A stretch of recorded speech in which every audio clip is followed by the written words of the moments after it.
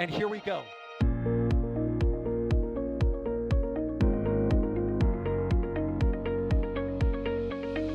have liftoff.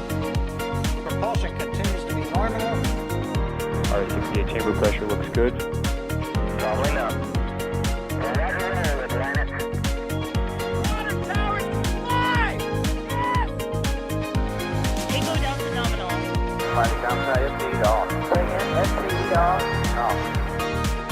It's orange! Orange 45. Oh my god! Oh my god! Decollage. Put that in the big bag, Eagle. 343 unfolds to go. Indeed. We rise together, back to the moon and beyond. If there's methane to be igniting in the flare, correct? Yikes. You dead? Sure. We don't need any more of these.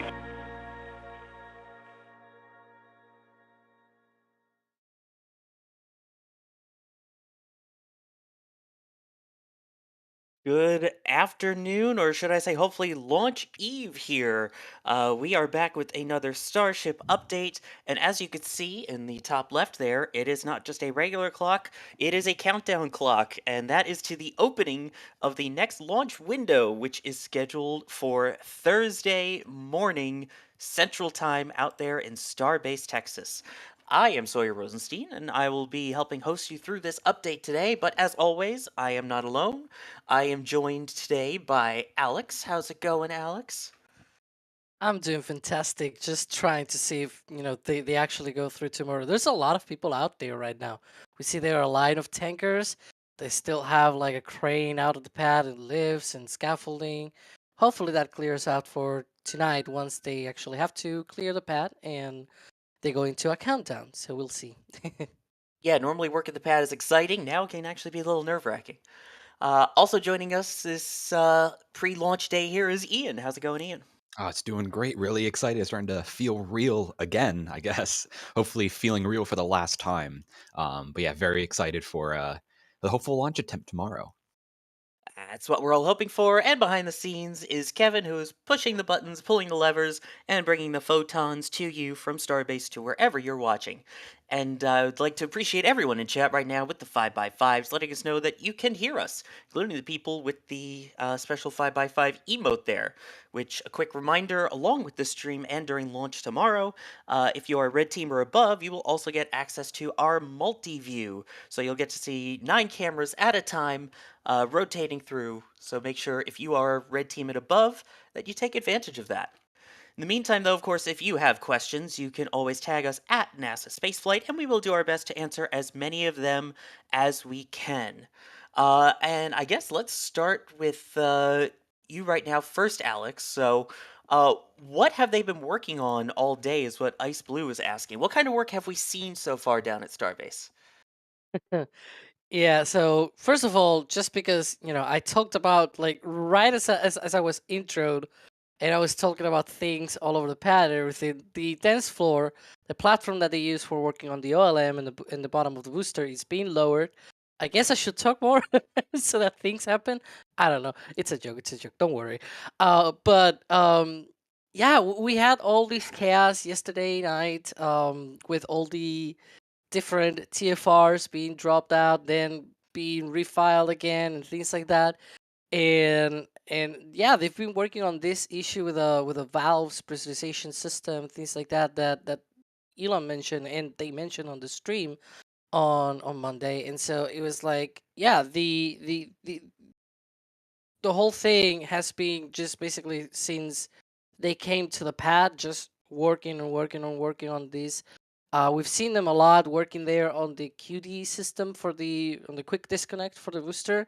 We've also seen them opening the arrow cover for the HPU, probably working on the hydraulic power unit itself. It seems like it's already covered, so that's good. Now we only need for them to, and just as I'm speaking, they're removing the scaffolding. Okay, so see, I need to say more of these things because There they you go. happen. I'm not fully sure what the crane there is doing because we don't have a perfect view of that, but because it's like behind the whole thing, maybe it's doing some other adjustment stuff or whatever. But yeah, it's definitely seeing like it looks like they're coming out from that pad. All the equipment and everything. So that's good because they need to clear that before they actually go into operations, fuel the rocket, and lift off. So that's neat. And I think I've covered everything so far because the chaos yesterday. It seems like yes, it's still on for tomorrow. There's been a lot of work. Elon mentioned that they had gone through a series of issues. Like it seems like it's not just the pressurization system or valve problem, whatever you want to call it, right? And obviously there's a lot of tankers there to replenish all consumables on the tank farm. But yeah, Yeah, I was doing a quick count. We have 9 tankers actively at the tank farm right now, and one on the right seemingly waiting to get in for when one leaves. So still a lot of replenishments going on right now.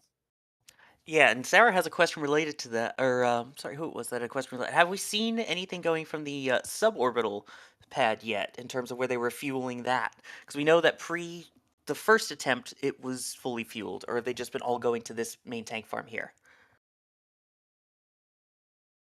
Do we know if mm, we've seen any activity at the suborbital tank farm?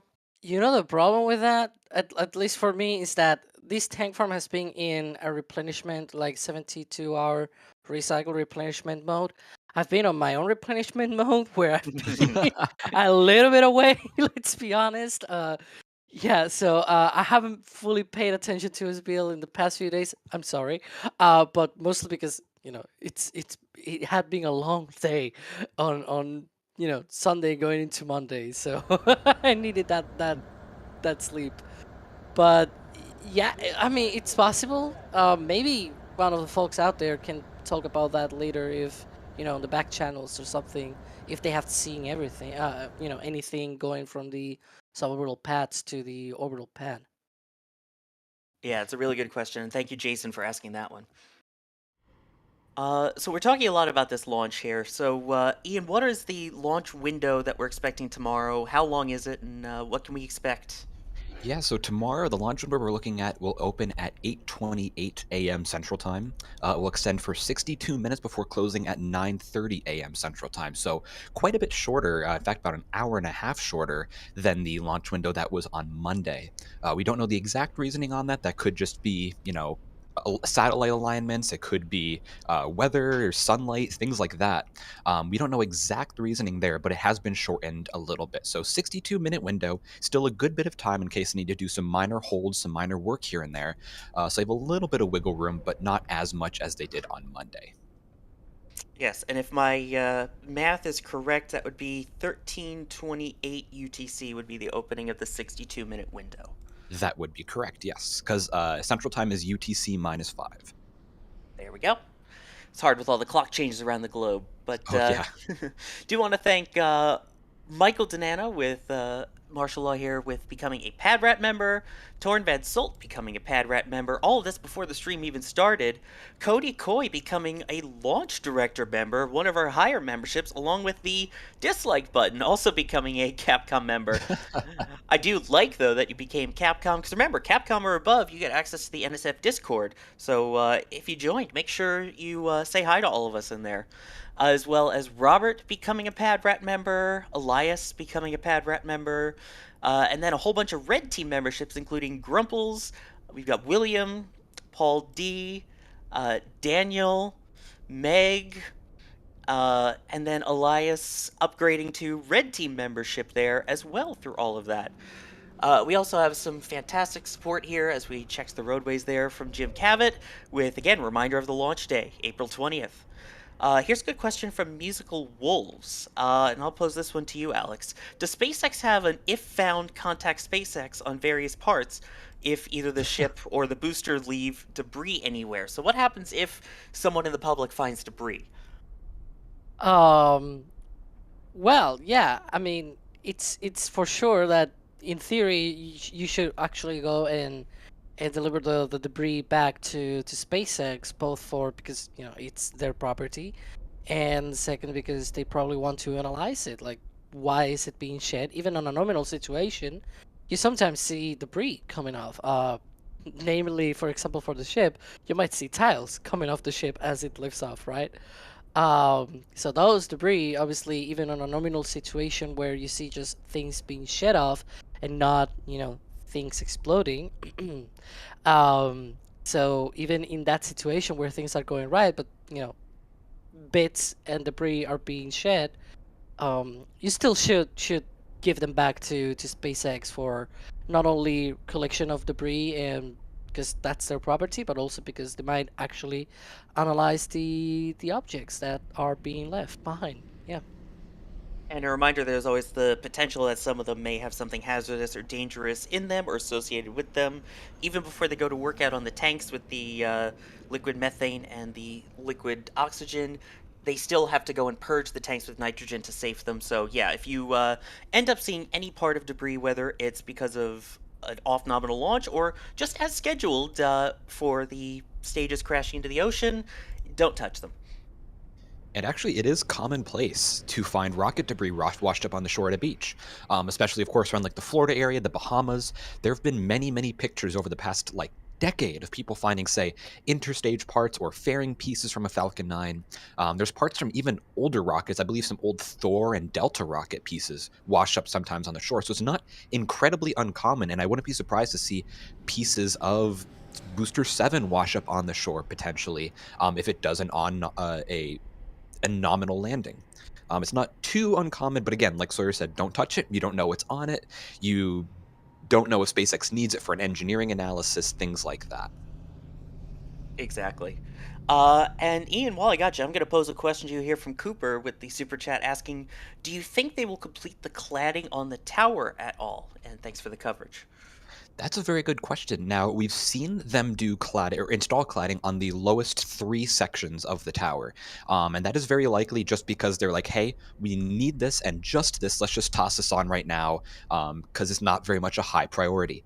The cladding on the rest of the tower above that base section seems to be partially decorative, partially long-term protection of the tower, because as you know, when the vehicle ignites the engines, it's going to kick up a lot of dust, a lot of debris and rocks, and of course the hot engine exhaust is going to mostly impact the bottom portions of the tower. So that's the part you want to prioritize protecting. Of course, there'll be minor damage here and there if you on the upper sections as the vehicle leaves the pad. Those are likely a lower priority. Of course, we know SpaceX has been prioritizing the bare minimum just to get what they need to launch this rocket. So I would not be surprised to see in the coming months, maybe later this year, if they go ahead with continuing cladding the tower. It's likely going to look somewhat like 39As would at that point. But yeah, that we'll likely see that later this year as they go install the water deluge system as well. Very good question there and good answer there as well. Let's take some more questions here. Here's a question from Victor, and I'll put this one to you, Alex. Is SpaceX considering recovering the Starship upper stage, or any part of it for that matter? No, there will be no recovery on this launch. So for this launch, the booster will attempt will basically simulate as if it were landing back on land, but instead of doing that back on land, it will land a little bit shorter than that, and it will actually do that 31 kilometers offshore in the Gulf of Mexico. So it'll do its own, ascent portion all the way to MECO, stage separation, boost back burn. But again, the boost back burn is not gonna go all the way back to land. It's gonna be going just to 31 kilometers offshore, and it will do its own landing burn and everything. And then after that, if it survives, they will actually try to sink it, either opening valves, letting water rush into the tanks, or in a very dire situation when nothing works so far, they might just puncture it, with a firearm, basically. That might be one of the options that they might have to try if all of the other options don't work. And for the ship, it'll go into its ballistic trajectory all the way to Hawaii. It'll re-enter over the Pacific Ocean, and if for some miracle, because I'm really not expecting it to survive re-entry, but if it does, it will not attempt any flip and landing burn. It'll just splash against the ocean at terminal velocity in horizontal position, and you can imagine what impacting the ocean at something between 80 to 100 meters per second might do to that ship, and that's what we're expecting. We're expecting the ship to just break up, and they actually went to a lot of lengths to basically study what's the uh, I guess this is a little bit of a pun intended phrase, but the impact of the ship to marine life as it impacts the ocean, because it'll create probably like a small explosion, the debris, the noise, and everything. That's sort of environmental concerns because it's near some place that it's sacred. These places like in the Pacific, where they're like sensitive marine life and things like that. So they say they went to great lengths to actually make sure that none of that actually perturbs marine life that much. So yeah. Exactly, and that is very important, as we've seen with all the environmental assessments that have been done. Now, I know we've been getting a bunch of questions here. Are they still going for the 20th, aka tomorrow at 8:28 a.m. Central Time, which is 13:28 UTC? And we do have this official notification from SpaceX saying they are targeting as soon as Thursday, April 20th, for the first integrated flight test of Starship from Starbase in Cameron County, Texas, with the 62-minute test window opening at 8:28 a.m. Central Time. And there's also a reminder in there that the residents of Cameron County, where Starbase is located, and those in the nearby area may hear a loud noise resulting from the rocket's 33 Raptor engines firing upon ignition and as the vehicle launches towards space, but what people experience will depend on weather and other conditions. So, yeah, that is the official confirmation that we have there, that the plan is still, as of now, to continue on for tomorrow. And along those lines, Buffy here with a question asking, what time will Isla Blanca Park open tomorrow? I believe that's for viewing. And last attempt, I believe it opened at 4 a.m. Central Time. So we'll have to see if that's the same. But that does have another question of what time will we be beginning our launch day coverage? Patrick asking that. When are we going live, gang? Midnight, is that correct? Mm-hmm. That around 12:30, I believe. 12, Yes. 12:30. 12:30 Central Time. Yep, that is when we will be live, and make sure you set a reminder to watch it. There is a thing that you can set as a reminder, and we'll make sure we send you to that page after we're done here to remind you as well. So if you forget, don't worry, we've got you covered. Don't set just a reminder, set an alarm as well, as pretty much everyone on this team will be doing tomorrow. So Exactly. going to bed early. Still going to be exciting, though. Absolutely. Here's a question from Fabio. Alex, I'll put this one to you. Will it still fly if some engines fail to ignite? What do you think? I don't think so. If they start up the engines and one of the engines or multiple engines do not ignite properly, I think it'll just shut down and abort the launch, because Elon actually made a great deal of that during the Twitter Spaces a few days ago, where actually Chris was part of that Twitter Spaces, and he asked him, like, if there's anything like that going on, will you cancel the launch? And he actually was saying that yeah, they will cancel the launch if it's actually not them. It's like the onboard computers will actually shut down the engines and abort the launch, because at that point things are happening so fast that it's not going to be someone with a button pausing the launch. At some point you'll let just the computers do the whole thing, right? So yeah, if for some reason they're going to be very conservative about that. If for some reason one of the engines or multiple engines do not look good, they're not going to launch the thing. That's and it makes sense, because they can lose an engine once they are actually up in the air, and you cannot do anything about that. You just let it go, right? But if you're still on the ground and you lose an engine, you have the capability of just shutting down the engines, letting it be, drain back all the propellants and everything, and then you repair the engine, check it out, whatever you want to do it with it, that can actually make it then work. And so that seems more sensible to do than just YOLO it, basically, right? Because if you have an ignition failure on the pad and then you let it go, you have less chances to go into orbit than if you just wait and try again once you actually make sure that all the engines work and then let it go. And then if it's in the air and it shuts down one engine or two, whatever, well, okay, well, it did in the Alex, air and I'm sorry, it I'm going to have didn't to do. interrupt you for just a second, but we're seeing some big activity at the OLM. Ian? Yes, so over the past few minutes, we've been seeing the crane that just moved away a few minutes ago. That was taking away the pieces of scaffolding that workers were using to access the hydraulic power unit. You can see that that's the kind of rectangular blocks with a triangular hat on the left there on the side of the booster. You can also see there's only 2 workers right now on that side of the OLM. Now that indicates, since they took the scaffolding down and since workers seem to be evacuating the OLM and clearing the cranes away as well, it seems that they're beginning to start pad clear in some way. Now, of course, this is not an official indicator they're going entirely for pad clear right now, but it seems that they're saying, hey, let's wrap up the work. Let's just clean everything up and start getting ready to get out of here. So you can see the scaffolding is gone. Previously, they had a few sets of scaffolding around the base of the booster. That is now gone. The crane has moved away, and workers are beginning to clear the area. Of course, you can see on the upper right-hand side of the screen, there's still some workers working around the booster quick disconnect. Not sure exactly what they're doing there. Maybe some final closeouts or inspections, but we'll keep an eye on that for sure. So you can see actually a great view here of the few people left on the orbital pad as the lift's also moving away from the pad. Yeah, we have that large, tall crane there as well. As of now, it looks like there's kind of just that one small yellowish-orange one at the bottom left of the OLM there. Yep. So, And that also does clear with the dance floor, the lower Raptor / inner OLM servicing platform being lowered and moved away from the site about right when we went live, actually. So, again, it seems like they're starting to clean up the area, get settled right now. exactly. So while we're doing breaking news, we might as well hit the weather segment, as we traditionally do for these update streams. Diego and a bunch of others asking, what does the weather look like for tomorrow? And Sawyer the weatherman is here to help. As of now, the latest forecast for tomorrow is going to be interesting.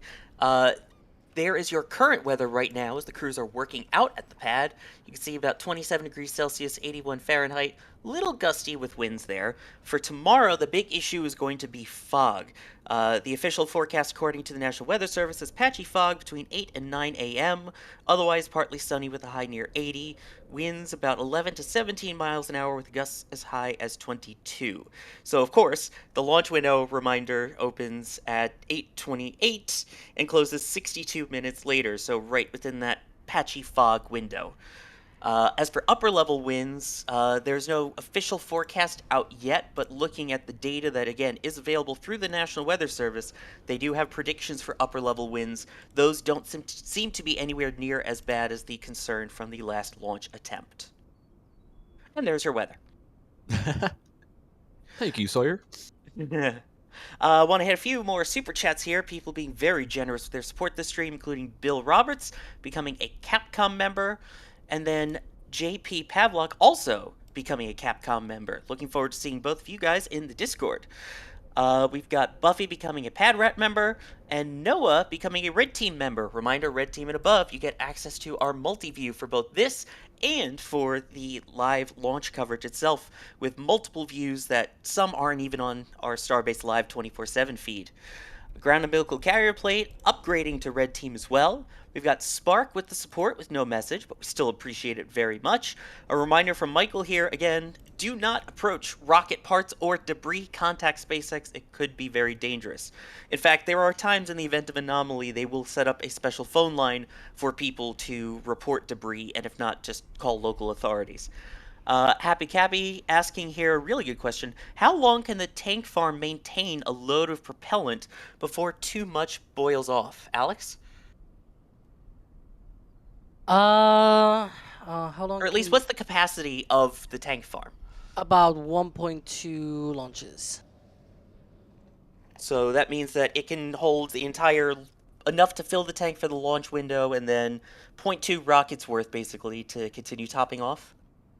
Yes, and we actually expect after each scrub, if it scrubs, just sort of like we've seen this week, multiple day delays because they need to replenish all the consumables. Yeah, last time we checked, we could see at least 9 different tankers working to refill the tank farm right near the launch pad there. Spark asking a question. Do y'all have drone pilots? we have people that can fly drones but are not flying it for this particular attempt. In fact, many places, especially around the Cape and things, are a no-drone zone, so we don't even get the opportunity if we could. But we do have plenty of cameras, including one on the roof of the Margaritaville Hotel, so I want to just give them a little plug as well. If you're looking for a place to stay for the launch, you can use !Hotel to learn about that. And we'll be getting some views from that throughout the launch attempt as well. Oscar with some support, again without a message, but it's still very appreciated. And Corey with a question, asking, is SpaceX going to launch tomorrow? It was late coming into the stream, so I know probably missed the answer to that. So what is the latest word, at least that we had heard up until now, Ian, in regards to when the launch window currently is, and what we're expecting? Yeah, so we've actually had a few confirmations recently that they are still trying for tomorrow. Now, trying is kind of the big word being emphasized right there because, of course, this is a development and test program. There's no concrete, hey, we are going to launch this time. But they are still on track for tomorrow. There was a message release from SpaceX about a half hour ago that we got. And there's also recently been a tweet from SpaceX also confirming that they are still still attempting to try tomorrow. So seems that as of right now, they are going for it, or at least going to try for it. And yeah, we've also had a bit of visual confirmation there, and you can see the tweet right there. SpaceX saying that teams are continuing to work towards Thursday, April 20th for the first flight test of a fully integrated Starship and Super Heavy rocket. So some nice official confirmation there that is literally 1 minute old. So I think that they're still trying for tomorrow as of right now, but we also had some visual confirmation around the pad. We've seen them taking away some scaffolding as well as some access platforms around the vehicle, kind of signifying they are beginning to clear the pad area. We've also seen some workers leaving the orbital launch mount itself. It seems a lot more desolate than it was, say, 15-20 minutes ago.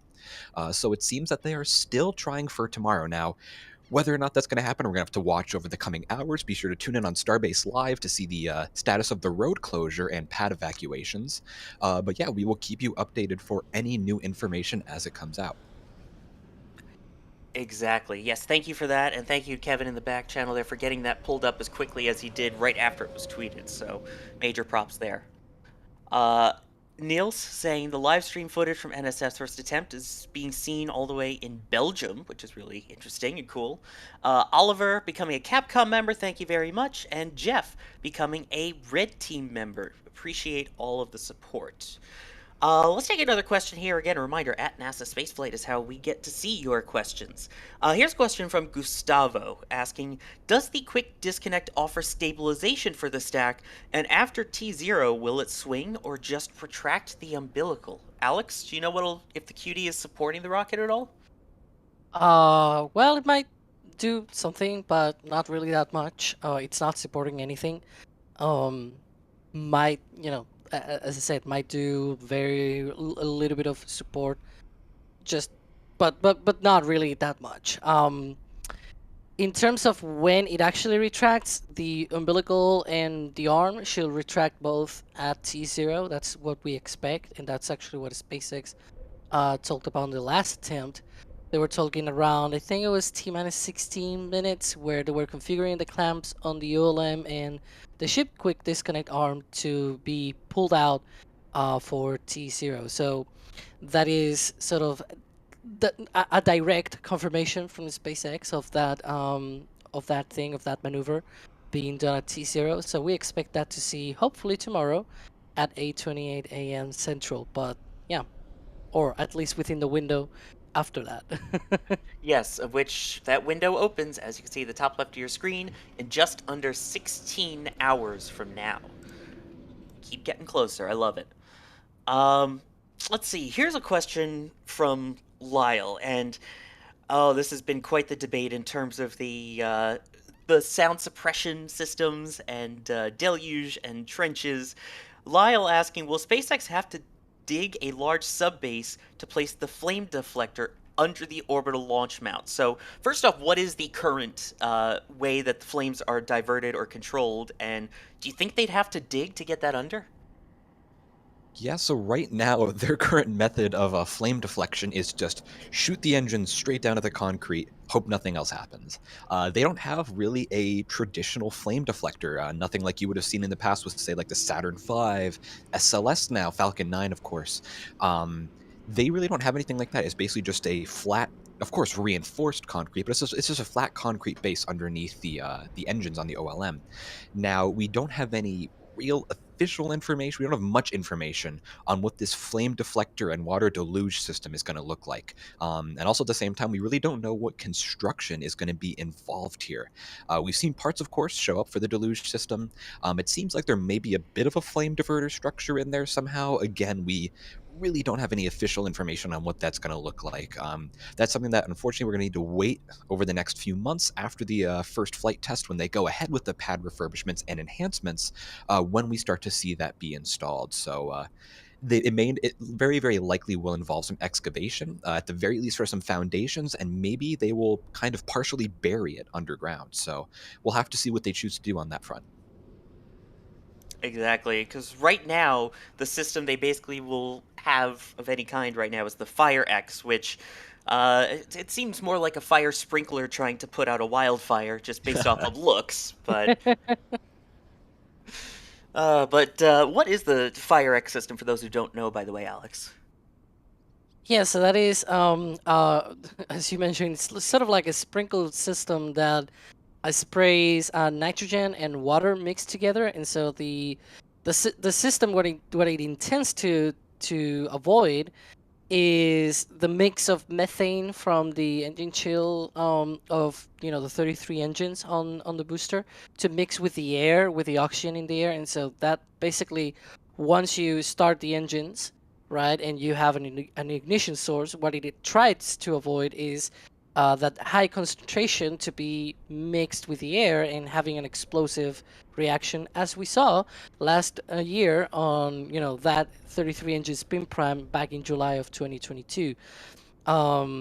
It's sort of like what is it called? The sort of like the rofies for the shuttle, but it is not burning it off. It's just basically displacing it. So the rofies on the shuttle were like some sort of sparks that fire under the engines, because there was like residuals from the hydrogen and everything from the engines, and before ignition you don't want that hydrogen to be around, and sort of the same thing happens here with a methane.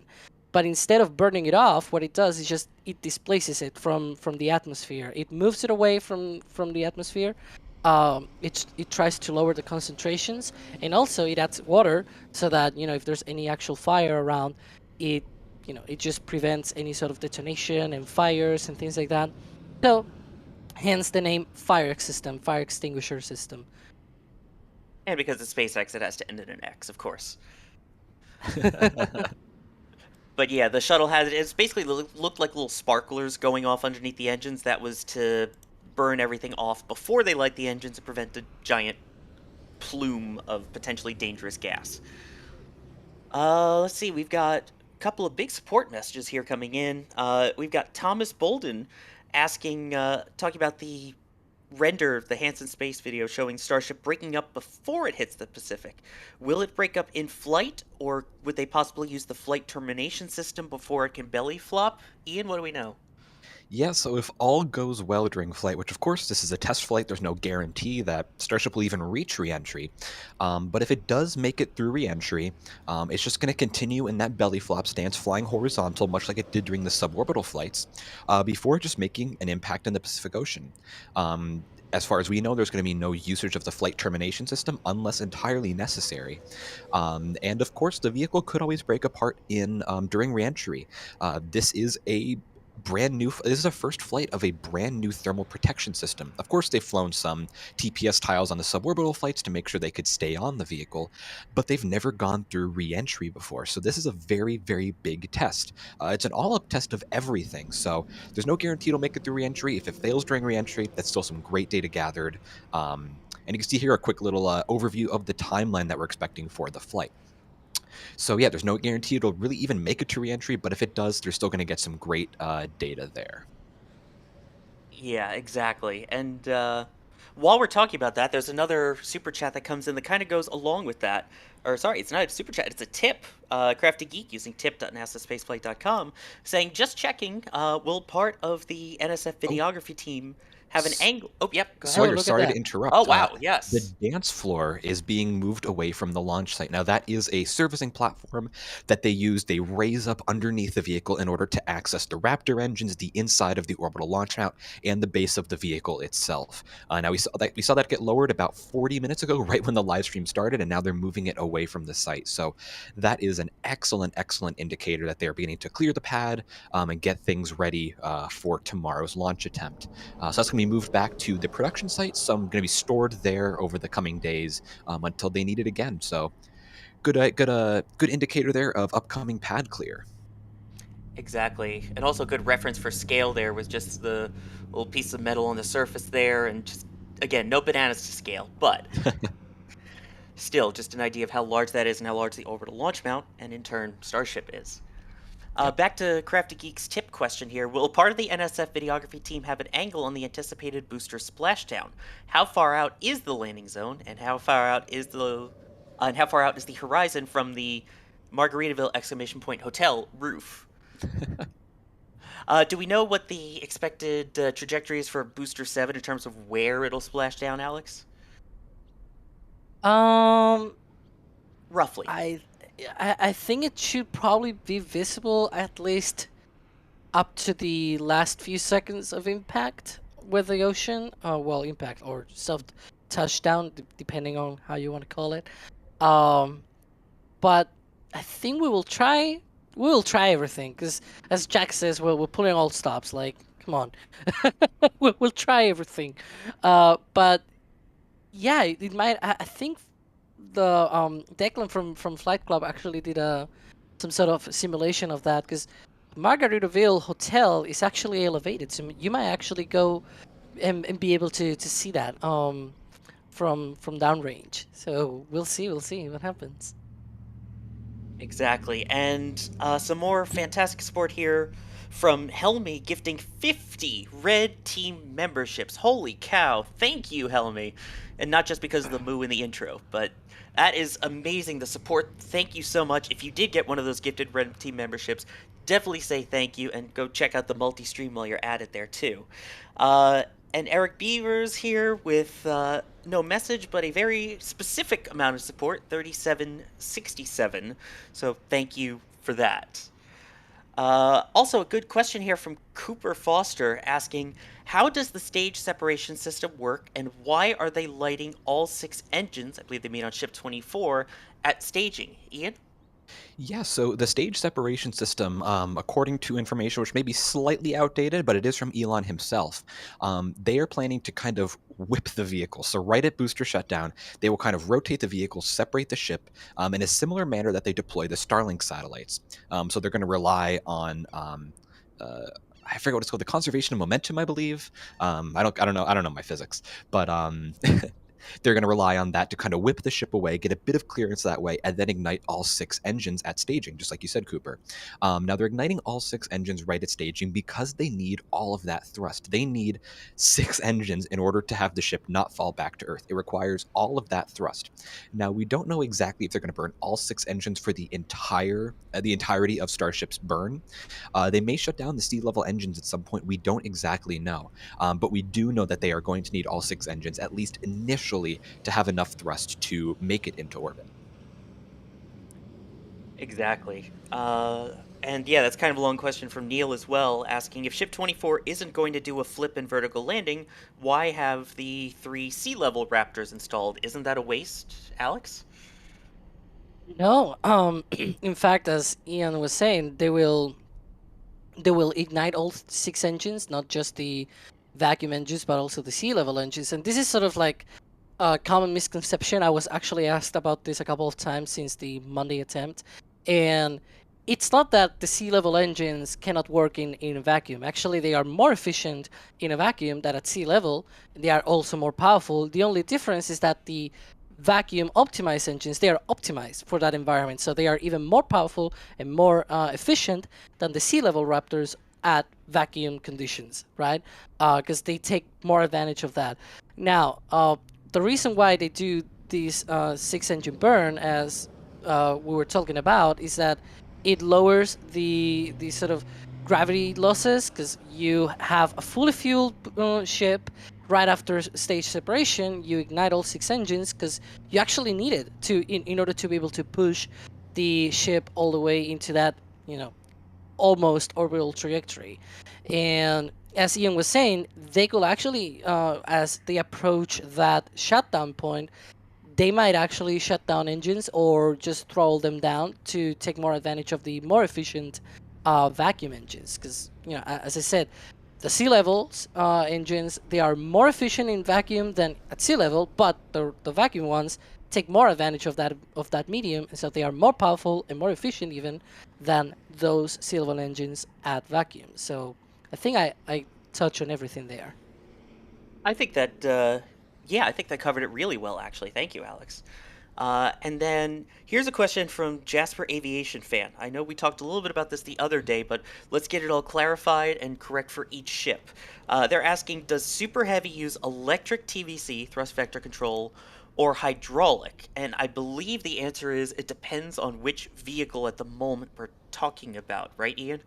Yes, so that's a bit of a big question to be asking here. So Super Heavy, sorry, Booster 7, which is on the pad right now and will be hopefully flying tomorrow, is utilizing hydraulic thrust vectoring control. Now, at the base of the vehicle we saw a bit earlier, they were working on the hydraulic power unit. It's a little rectangular box sticking off the side of the booster. Now, that is, of course, containing all the hydraulic equipment that pumps the hydraulics through to the engine gimbals and allows the engines to swivel. Now, on Booster 9 and all later Super Heavy vehicles, they are moving to an electric TVC system. So they're getting rid of the hydraulic system overall, which is going to be saving a lot of mass, and moving the engines over to an electric thrust vector control system. Now, that is going to, of course, save a lot of mass, and they're going to move it over to battery power instead. Of course, like I said, that's not coming up until Booster 9, but that is currently set to be the second orbital flight of Starship. So we should see that maybe later this year, but we're going to have to wait and see. Yes, in that case, you'll see a lot more chines and those big clunky boxes going away as well, which holds a lot of that system. And again, a reminder, thrust vector control, for those who are unaware, is basically what's used to steer the engines in flight. So just want to put that clarification for those who are unaware. We got a whole bunch of support coming in from the store at shop.nasaspaceflight.com. Conrad with the really kind words. Been enjoying since the beginning. Will continue to. When you go live, you stream it to the big screen in the office, and no one's allowed to change the channel nor wants to. Appreciate it. And your plushie purchase there as well, which you can pre-order the plushie now at shop.nasaspaceflight.com too.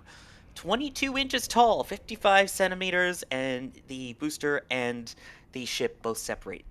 Aiden, thank you as well. Anonymous with the greetings from Switzerland. Ruben wanting to send greetings to Konstantin and Luca, so we'll send those along as well. We also have Jim Cavett, Jim, a familiar name in chat, gifting a Red Team membership. Thank you for that. Dimitri, thank you for becoming a Red Team member as well. And then Emilio becoming a launch director. Again, one of the higher features where you also get your name at the end of NSF Live. And then Cameron and Russell both becoming Red Team members. Thank you very much for that. I gotta say, the plushie design is kind of cool. I really personally like it myself. I don't know about you guys, but I think it's one of the best designs we've put out. No offense to the others. If anyone likes models, this is a 1 to 215 scale. So pretty big, actually. It seems like a small number, but like Sawyer said, this is 22 inches tall, about 2/3 of a meter. Pretty ridiculous in size. And about 5 to 6 bananas tall. Of course, you know that number. Of course, it's important. It's a good way to measure scale. But yeah, that is available pre-order right now at shop.nasaspaceflight.com. Again, super plush, super awesome, and I love that they separate. You can see the engines under all of them too. It's just, yes. Oh, the team that worked on that, absolutely phenomenal. Let's take some more questions here. Here's a good question from Neil. And he's asking, how does SpaceX expect to turn around multiple launches a day if it takes 72 hours to replenish the propellant? Will they need to build a second propellant site? I'll pose that to both of you guys. What do you think they would need to do to be able to up the launch cadence of a vehicle that requires 1,200 tons of fuel? Want to take that first, Dax, or want me to take that? Yeah, I could take that one. I think the simple answer is this is not going to be the pad that actually accomplishes that, because they are very far away from that kind of cadence, and they are very far away from having a pad that actually can support that, both from not just the tank farm perspective, also the propellant production. Because if you think about it, they still need to track this in, because you can build many storage tanks on the ground, but at some point you ran out of consumables, right? So you might be able to launch, within an hour, 10 times in a day, but then you have to come in with trucks and refuel everything on the ground. So you need different options there. You need a different pad design, and people should be aware that this pad design right now is sort of a proof of concept. They're trying out other kind of things. For example, the chopstick system, the umbilicals, the launch mount system. All of that is now being proven. Storage tanks, all of that might be secondary for now. It's not really a huge deal, but definitely once they actually prove out that the chopsticks can support the landing of a booster and things like that, that's going to be one of the key moments where they're like, okay, now we need everything else to be ready for a quick turnaround, because landing the booster back on the chopsticks, and if the booster actually can survive, can actually launch within an hour after that, that is probably more of a big deal than the ground systems being ready for that. Ian, what are your thoughts? Yeah, I mean, Alex took the words right in my mouth. Like, this is a prototype site. This is pretty much just figuring out, okay, how do we build a site? How do we launch a vehicle? How does this vehicle work? Now, they seem to be taking some improvements and some lessons learned from this while building the launch pad out at Pad 39A. We've seen some improvements here and there in terms of assembly of the tower, in terms of assembly of the launch mount. They seem to be taking some lessons in there. Now, of course, 39A is the second proof of concept, really. That is hopefully going to be a little bit more operational than Boca Chica will be. But in the end, it seems that their end goal is Launch Complex 49 with dual Starship and Super Heavy pads. That is very much likely their end goal pad. Now, like Alex said, there's going to be a big need for propellants. I mean, you've been seeing it for the past few days. Even for just slightly topping off the tank farm, there has been probably close to 100 tankers coming down Highway 4 to refuel the tank farm. Now, imagining doing that every single week, launch after launch after launch, you would destroy Highway 4, not only because we've seen the damage to Highway 4, but it's just not feasible to do that with a trucking system like this. So you need a larger tank farm, and B, very likely a more sustainable way of getting propellants out there. Like Alex mentioned, perhaps on-site propellant fabrication and pipelines underground potentially. This is really just a proof of concept. There's going to be a lot of improvements to not only Boca Chica over time, but to future Starship launch sites. And that's going to be something that we're just going to have to wait and see what SpaceX learns and what they choose to do going forward. Yeah, perfect timing as one of the tankers goes by. Exactly. That sounds like an SPMT, or is it me? Might have heard too many SPMTs already. I'm trying to... It almost sounds siren-esque, but that means it could be? I don't know. That does sound like a siren. I don't see any up here on the multi-view, but that doesn't rule out there being any. Right. Interesting. I think it is the dance floor passing in front of one of our cameras. Yes, it is an SPMT. It is the... Oh, there we go. It is the dance floor passing in front of our cameras, and so you can hear the SPMTs as they roll by. Love it. Very cool. It's been so long just listening to these things just passing by our cameras. I was like, that's an SPMT. I admire your knowledge on that, Alex. Yeah, as Ian was saying about the pipelines and things like that, they were actually trying to do this here, but due to multiple things with environmental concerns and things like that, because a ton of power just to be able to produce on-site consumables like liquid nitrogen, liquid oxygen, right? They have that air separation unit down at Remedios, and the problem with that is you need power to run that, and it takes a lot of power to run one of those things. And their solution for that was actually having liquid natural gas plant to be able to take natural gas and then turn it into power. The problem is you're burning all of that, producing more pollution, all of that, right? And so that was one of the environmental concerns, and SpaceX was like, you know what, we'll just cancel that, and that's what happened basically.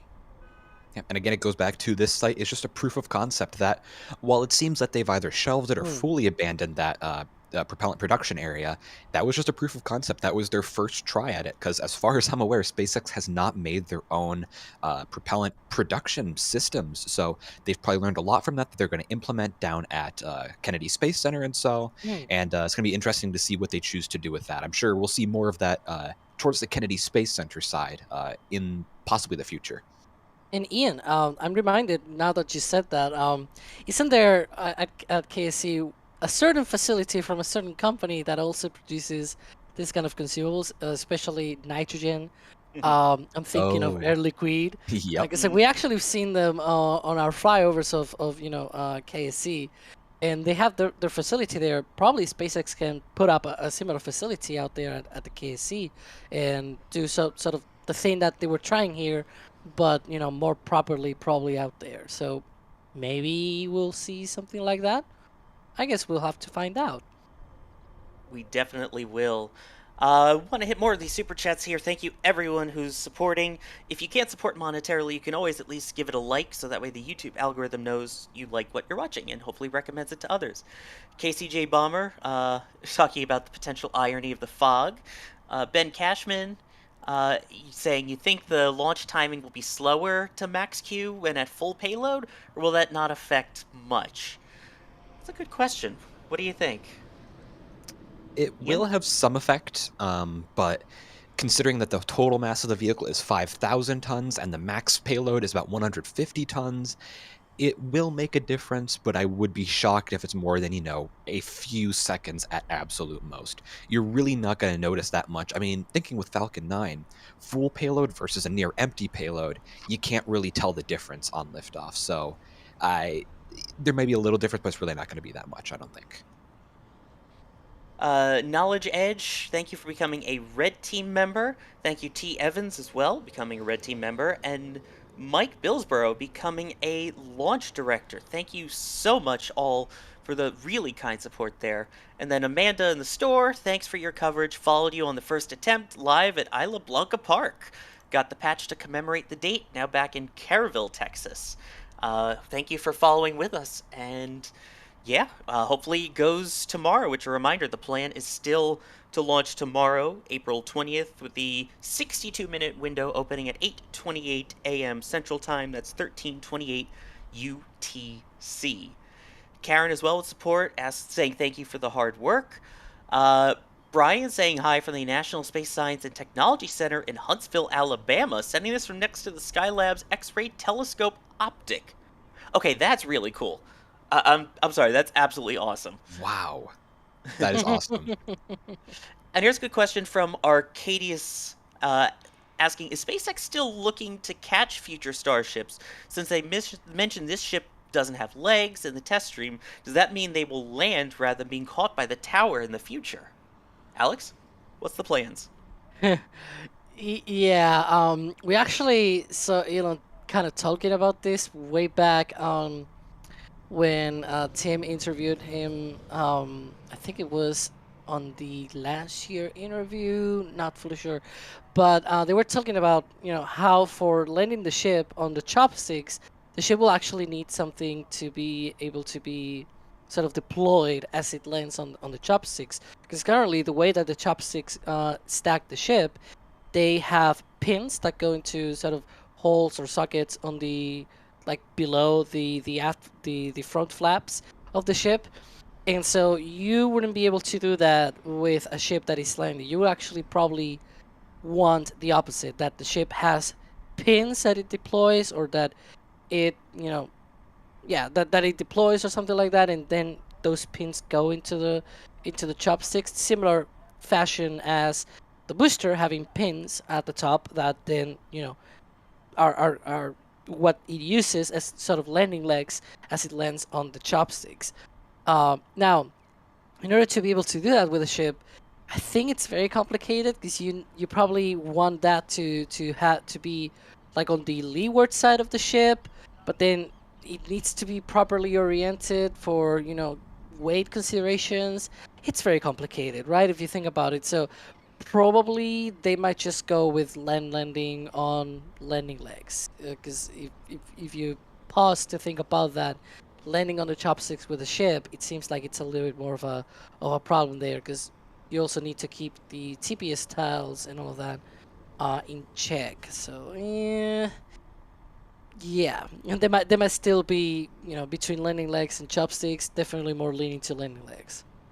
And also, when you think about it too, they're going to need landing legs for the HLS Starship eventually. Of course, they'll likely be of a different design, but they're still going to need to, no matter what they do with the Earth landing ships, they're still going to need to design some landing legs. Maybe there could be some some commonality between those two systems, but they're going to need to make landing legs in some way eventually. Yep. Yeah, that seems like the plan for now, but again, as we've seen, say, with Falcon 9, the plan was not really to recover it, and then they started landing it on land and then on barges.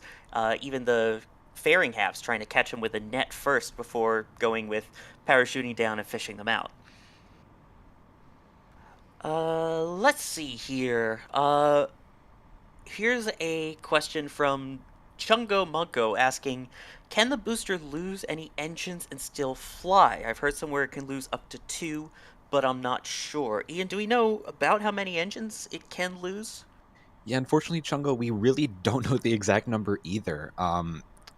Losing 2 engines likely would not be a major issue. You may even be able to lose a few more and still continue on with the flight. We haven't seen any official numbers from SpaceX on, hey, we can lose these many engines. I think that number is kind of very flexible given the high number of engines. It really depends on how much margin of error do you have in your orbit. Now, on a test flight like this, there is definitely not a guarantee that all 33 engines will work, and we're really just going to have to wait and see how the engines perform and maybe get some official numbers from SpaceX someday on engine out capability. But with these many engines, there is, without any doubt, some engine out capability. We just don't know exactly how much they have built in. Exactly. As we see their crews continuing to work at the bottom of Booster 7 right now, as the countdown continues to the opening of the launch window at 8:28 a.m. Central Time tomorrow. I'll take some more of your questions again, tagging us at NASASpaceflight. Here's a question asking from Nima, what would happen if Starship's second stage didn't light? Alex? Well, if it doesn't light, it just continues into sort of a parabolic trajectory all the way to the ocean and just, impacts the ocean probably around, I guess, 600 to 700 kilometers downrange. But yeah, it will just follow its trajectory, just because of inertia and things like that, and it will just come down and yeah, splash down. Hard landing, I guess. Exactly. And that's part of the reason why they are choosing this trajectory, it seems, right? That they're not going into a full orbit right away. Yeah, and also the trajectory brings it over the Gulf of Mexico. So if anything happens, it'll just goes to the ocean, and there's no other harm to people on the ground or things like that. Exactly. Thank you now to Daver for getting some apparel from the shop ahead of the test flight tomorrow. We've got Kyle becoming a Red Team member, and Pink Nugs becoming a Red Team member as well. Chris across the planet, thank you for becoming a Pad Rat member. We will rocket you with the gifting of 5 Red Team memberships. Eric Beavers upgrading to Flight Engineer. Wow, thank you for that amazing support. And Emmanuel, thank you for becoming a Red Team member as well. And Huxcrux becoming a Pad Rat member. And also thank you to Tom V for gifting a Red Team membership, and Florida Rich for gifting a Red Team membership. That is a lot of gifts. And a reminder, if you do get Red Team or above, either becoming a member or getting it gifted, check out the multi-stream that's only for members that I still think is really cool. Here's a question from Noah Grubby asking, is Booster equipped with all Raptor 2s? And with the amount of testing they have done on Raptors, hopefully they could be fairly reliable. Ian, are they all Raptor 2s? Yep, every Raptor on this vehicle, from the booster to the ship to the Raptor vacuums on the ship, are all of the Raptor 2 variety. And yeah, like you said, they've done a lot of testing on the Raptor 2s, which you can actually watch 24/7 on our McGregor live stream. They've probably done a few Raptor tests today. I haven't checked it myself, but they do around 5 to 10 engine tests a day down there. So yeah, they do have a lot of test experience with Raptor 2s. And while Raptor 2 does not have any flight experience, they can kind of salvage some of the flight data that they've gotten from the Raptor 1s and the Raptor 1.5s that have flown on the past suborbital flights of Starship. So they do have a lot of test data under their belts on how exactly these engines work, and we can see their confidence firsthand in the fact that they've put these vehicles on the pad and are confident enough that they will clear the tower. So very, very exciting to see that and see Raptor 2s finally fly. Exactly. That's going to be really exciting to finally see them fly. As much fun as it is to watch them test, it's going to be something to see them in action. I just remember the excitement still from even the 31 engine static fire. That was unreal. Let's see here. As they continue to work on the launch tower there right now, I'm going to pose this question from Yuri to both of you, and then I'll answer my thoughts at the end. When Starship eventually does commercial flights, which number booster and Starship do you think will be used for that flight? I'll put that one to Ian first. I hear you giggling. Commercial flights. So, yeah, let's say the first payload on board. Yep, it's like the first satellite deployment from a payload bay. Exactly. I could see around ship 50, maybe even ship 40 if they're doing good enough. I think that is a very kind of generous assumption. I'm only saying that because you're talking about commercial flights. The first few orbital flights of Starship, excluding, of course, these initial test, not quite orbital flights, are going to have Starlink satellites on board. The first flights of Starships are going to be carrying Starlink satellites to orbit. So it's likely going to be a little while after they start doing that, once they start getting some test data here and there, some recovery data, and when they start moving forward with commercial flights. They do have a few commercial contracts already signed, so I could see around ship 50 or so being the first commercial flight. Alex, your thoughts? Yeah, I will agree more or less with Ian. With the ship, probably being in between ship 240, like ship 40, ship 50. I wouldn't be surprised if it actually goes all the way to ship 60 or something like that. And for booster, I guess it might be somewhere around booster 30 to booster 40. I'm thinking that maybe by then they might be already be reusing boosters, because reusing boosters might actually be easier.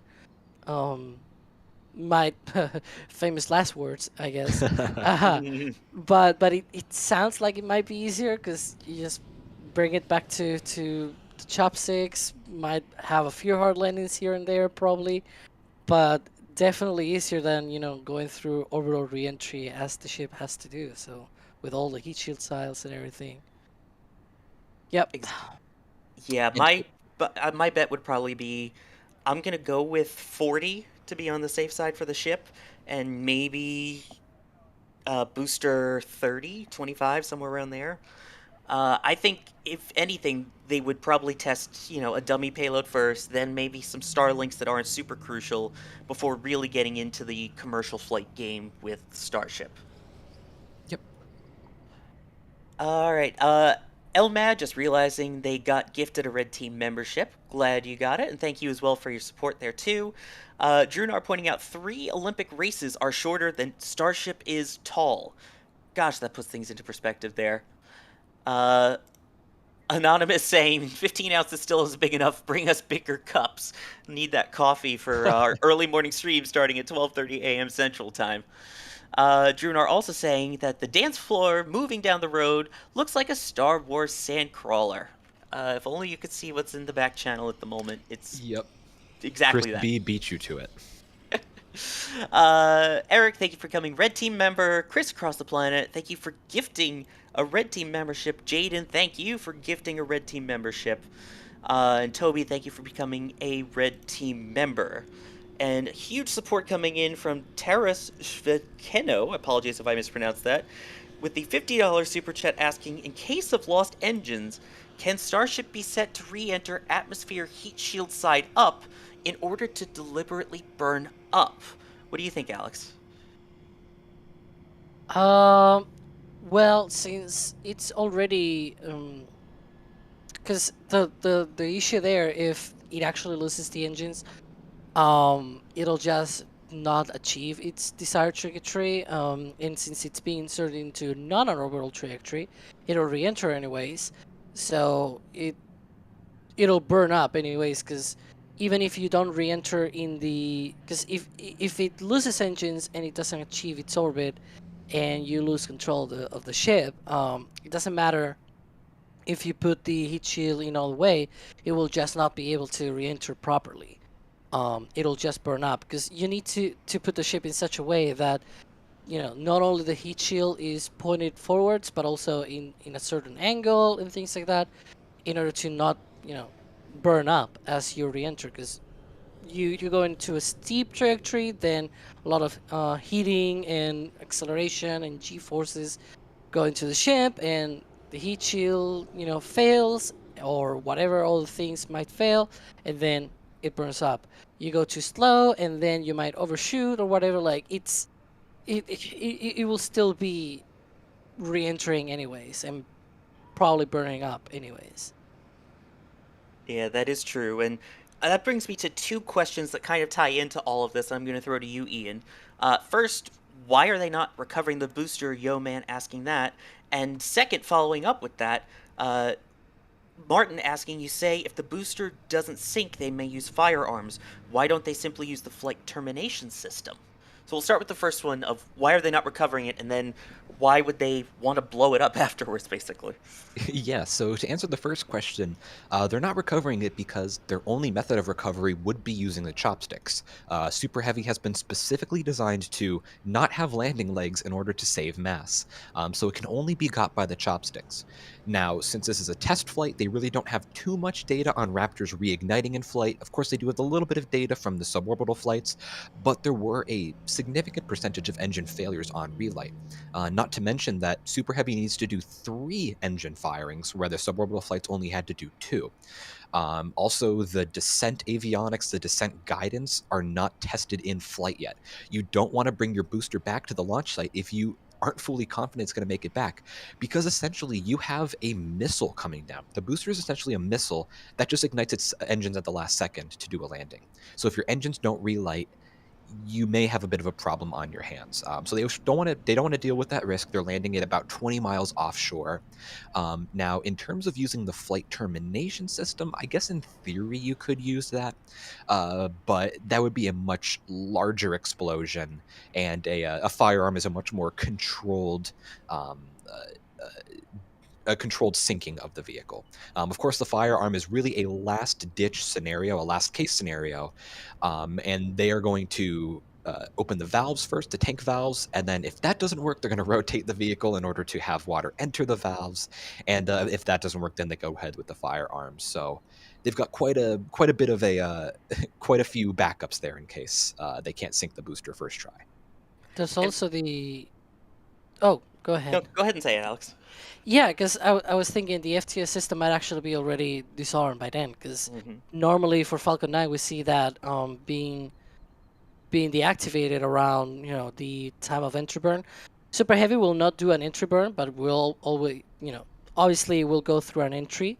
So at that point, the sort of impact zone of the booster is small enough that you wouldn't need that FTS system, so it will be deactivated, and it's an autonomous flight termination system. So there's not someone behind a button basically waiting for the rocket to veer off to then press it and blow up the rocket. It's all automated.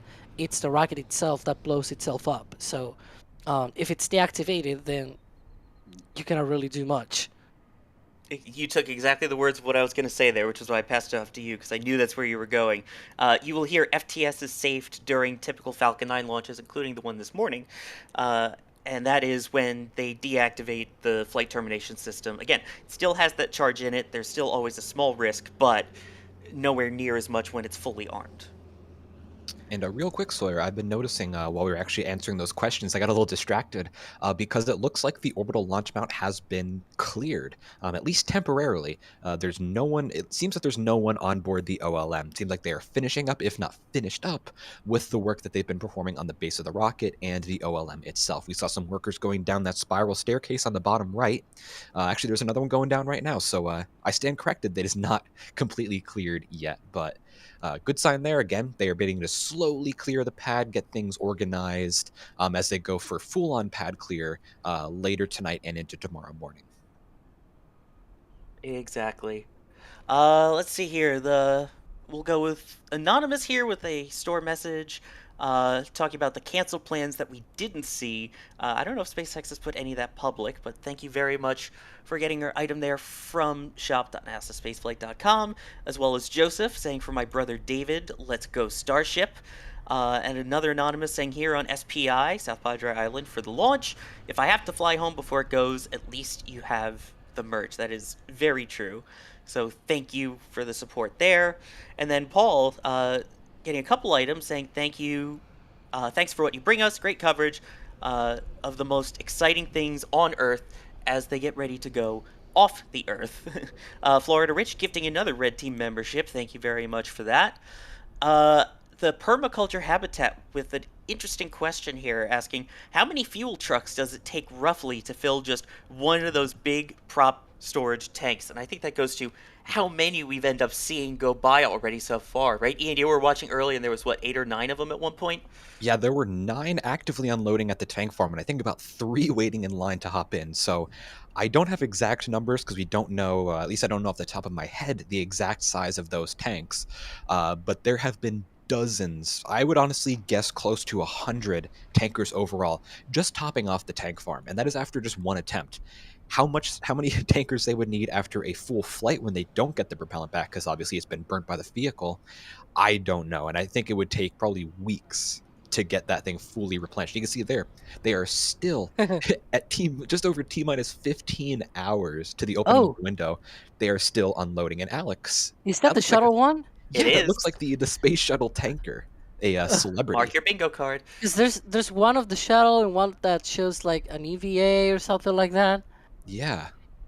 Yeah, there's Yeah. like 2 different ones that are space themed. And we do have some numbers here in the back channel from CSI Starbase. 105 tankers overall have been offloaded since Monday. So I was correct, just around 100. And again, Yeah. that is just for a scrub. So they got a significant percentage of their propellants back. Obviously, they lost some due to boil off over time, but still, just for a bit of boil off, they had to have 105 tankers since Monday. And there goes 2 more on their way out. And I'm sure at some point we may see a few more going in over on Starbase Live, which is where I've been watching and seeing just tankers after tankers. It's unbelievable. And I would definitely not this be one is surprised if it's different. over 100. That is not a shuttle one. No. Huh. Well, it has something in it, I guess. It's probably space related in some way, shape, or form nonetheless. Yeah. Yeah, there's because I mean, this is just what we're seeing is just a replenishment of the tank farm after an abort. But once they actually launch, all of that is just lost. So they're gonna have to bring here not just over 100, but it's probably gonna be something like 500 trucks overall to be able to replenish everything. Because now it's mostly liquid nitrogen, because that's boiled off mostly because you need to subcool the oxygen and methane, or you also use it for chilling down the pipes, chilling down the whole tank farm. It takes like 4 to 5 hours to chill down everything, which is bonkers. And so all of that liquid nitrogen just boils off, and they need a lot of tankers, just mostly of liquid nitrogen. But once they launch the rocket, they're gonna need tankers of all the other things, of liquid oxygen, liquid methane. So it's gonna be it's gonna be crazy once we see that. So yeah. And a And great shot there from one of our remote cameras that's been set up. That'll be exciting to watch tomorrow as we get into the launch attempt. exactly. And a question kind of along the lines there, Space Oasis asking, how many full stacks can a full tank farm fill? Do we know the answer to that, Ian? Yeah, so Alex actually said it earlier. So roughly it can fill 1.2 full stacks. Now that is kind of a bit of an asterisk there at the end because that 1.2 stacks also does include a bit of boil off. So you're really not going to be able to fill 1.2 full vehicles. That 0.2 is really just to account for boil off, to just cycle the propellants in and out of the tanks, as well as just have a bit of extra in the tanks because you don't want to run anything with fluids in it dry, and I'm sure the tank farm is really no exception to that. So they have a little bit of backup there. And actually, speaking of the tank farm, we have a methane truck here waiting to get in line, or actually, it's in line, waiting to get to the tank farm. It's actually not going the right way because that's not where the methane offload is located. It's inside of the pad, so you shouldn't be there. Sometimes they do get lost, though. We'll keep an eye on Sometimes you that. see. Sometimes you. Oh, okay. It's the near the gate. entrance. Okay. I was thinking that it was farther down the road. Okay. So it's in the right place. Yeah. Camera angle playing tricks on you there. Perspectives. Yeah, That perspectives. They Go ahead. they are horrible. That actually does remind me, because when we were looking at the beginning of the stream with the 9 tankers unloading, that's just going to the oxygen and nitrogen side. The methane side, you can't even see it because that's inside the fence there. I think they have around like 5 or 6 unload points there as well. So they are going ham right now on refilling that tank farm. Yeah. Exactly. Again, so much support coming in for this stream. It's unbelievably kind and unbelievably appreciated.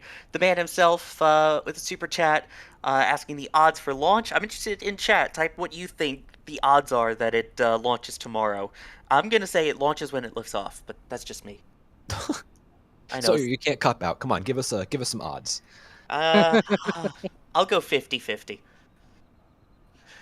Chris coming in here with more items from the store. Go Starship, go. Really appreciate that. Philip Bailey upgrading to Capcom. Thank you very much. Hans and Jason as well. Thank you both for your support and the questions there. Talking about what would happen at T0 at an abort. That would be an automated abort and the engines would shut themselves down. And then Jason talking about Max Q, if they throttle back like Falcon 9. Do we know the answer to that, by the way? In theory, they should. Yeah. In theory. Because I do remember an interview where Elon was saying that they will power through Max Q without throttling down. Again, that might have been more like, we want to do this rather than we'll do this, right? Because it is true, though, that if you can power through Max Q without throttling down the engines, you can just basically have more performance to orbit. So that is something that they might do in the future. We're not sure if that's going to be the case for tomorrow's launch. Exactly. Gavin, thank you for becoming a Red Team member. Kimmy, thank you for becoming a Pad Rat member. John, thank you as well for becoming a Red Team member. Gary, with a message from the store saying thank you, will go with my shuttle bags. I appreciate anyone that has shuttle bags. I still have some of my own too. Michael, I'm 100% sure launch will be tomorrow because I made a tea time reservation last week for 6:48 a.m. tomorrow in California. You're welcome. Hope you golf a good game and explain what a dogleg is by going golfing. Thomas, thank you for becoming a Red Team member. And look at this. Very, very supportive tip here from Old Tom Saturn V guy. $100 at tips.nasaspaceflight.com saying, I was there on Monday but cannot be there tomorrow. I will be living my launch experience through you guys. I know you will do a great job. Well, thank you, Tom, so extremely much for your very generous tip there. It's wow. Yeah. That's very, very generous. Thank you, Tom. That is what keeps the stream going and allows us to bring you all these different camera angles, of which, again, we have so many more even just for this particular launch that we're able to do and able to bring you these marathon streams. So it is beyond appreciated. Null and Void with greetings from Romania. David saying, great work, sending this to my great-grandson Leo to encourage an early interest in space. I like that. Lightspeed Leo will hopefully enjoy it. Joe becoming a Red Team member. Martin becoming a Red Team member along with Bernie. And then Paul Peralta becoming a Capcom member, and Clever Flames 2 also becoming a Capcom member. Reminder, you get access to the Discord with that as well. And a reminder on screen there, tips.nasaspaceflight.com is just another way that you can support NASA Spaceflight there. Here's a really interesting question from Colin, asking how loud do you anticipate Starship being when it launches? Now, Ian, you saw a Antares, and then you saw a Falcon 9. How loud? How loud do you think this is going to be in comparison to those? Oh, that's very, very tough to say because they are both at two different distances. But I think if you're at the edge of the exclusion zone, which I know some people are going to be tomorrow, it will be incredibly loud to the point where I would bring ear protection just to be safe. You don't necessarily need to wear it, but just to be safe. It is going to be very, very loud. You will not want to be anywhere near the launch pad when this thing goes off, or else you will not be around to hear any more launches. I'll just say that. So it's going to be extremely, extremely loud. Probably the loudest rocket launch ever. I would not be surprised if it took that role. Yeah, speaking from experience, I was at Artemis 1, which I believe hit 125, 130 decibels where we were at the press site at one point, only beaten out by Chris G's screams at launch. But I remember, I have seen shuttle launches from the press site, and those are extremely loud. And I remember just going, okay, it's at shuttle volume, and then going, oh my gosh, it's still getting louder. It's still going past it. How can it keep going? I expect something similar to that, and it'll be interesting to hear for the people who are at the site right now, like Jack, and Michael, who were at Artemis, to see what they think after hearing Starship. Here's a question from that kid as we saw them just doing the final touch-ups at the orbital launch mount, asking how much has SpaceX tried to reduce the damage to the pad when launched, and how do you think the pad is going to do? So Alex, I know you've been watching all of the cladding unfold for quite a while. What has been done to help hopefully proof the tower and the orbital launch mount for tomorrow's attempt? Yeah, so one of the key things is to actually armor everything against all the forces of those 33 Raptor engines, because it's a lot of power. And so what they did was basically install a lot of shielding around the ULM. Elon did go to Twitter and said that those panels might not survive multiple launches, and so eventually they will actually have some sort of water cooling so that they can actually survive multiple launches and be able to, not needing a replacement of the shields every X number of launches, right? Because you don't want that for a rapidly reusable, rocket, as this rocket is supposed to be. But obviously that's going to be something down the line. It's not going to be like, hey, next launch is going to be like that. Maybe if they take a long time to prepare Booster 9, maybe they'll do that, but it's probably years down the line, right? Apart from that, you also need a deluge system. We do think that right now they're not launching with we know, it's not that we do think, we know that they're not launching with a deluge system installed, but the reasoning behind that, we think, is because they just want to first launch and then figure out more or less how that deluge system needs to be around the pad, especially because this launch pad wasn't initially constructed to harbor, all the pipes and all the water systems for a deluge system. However, at 39A, they already built that place with all of this in consideration, and from the very beginning, it already has a deluge system with a water tank. It has its own pipes and everything going to the tower and going to the OLM. So all of that should not be a problem for 39A. Here, it's more sort of a retrofit that they need to be doing. Apart from that, I think it's just basically they're launching, figure out what they need to improve. I'm still a team Flame Trench, and that at some point they might need that, but I will hopefully be proven wrong if it takes off tomorrow, which, again, the window opens 8:28 a.m. Central Time, 62 minutes long. I'm hopeful that everything is still intact there. Let's see. Here's another question from Nigo asking, how much fuel do they lose in case of a scrub after both stages are filled? Do we know about how much they would lose from that? Alex, do you have a number to that, or Ian? Do you want to tackle that, Ian? Yeah, we don't have any exact numbers, but again, we can see that it was very much a significant amount. So much so that, like we mentioned, CSI Starbase noted that there have been 105 tankers refilling the orbital tank farm since Monday. So 105 is a pretty significant number, especially given the size of those tankers. So it seems that they do lose a pretty sizable chunk of the propellants. And again, that's due to boil off and natural losses over time like that. So quite a big vehicle. You're going to have quite a big losses, some big losses. And yeah, as of 3 hours ago, I should mention, there were 105 tankers since Monday. And I should point out, Yeah. on screen, we've already seen, what, 14 or 15 this stream, it seems like? Yeah, probably. I would not be surprised if we get close to like 130 in total. Yeah, as Ryan has mentioned, that data is a little bit old, like 3 hours old, and we've seen many tankers since then. So probably that count is going up. But definitely that rundown that CSI Starbase gave on tour, basically it runs down sort of liquid nitrogen, liquid oxygen, and liquid methane, and the liquid nitrogen is the most abundant, and we sort of explained why before, because they use it. The liquid nitrogen is used to chill down all of the ground systems at the tank farm.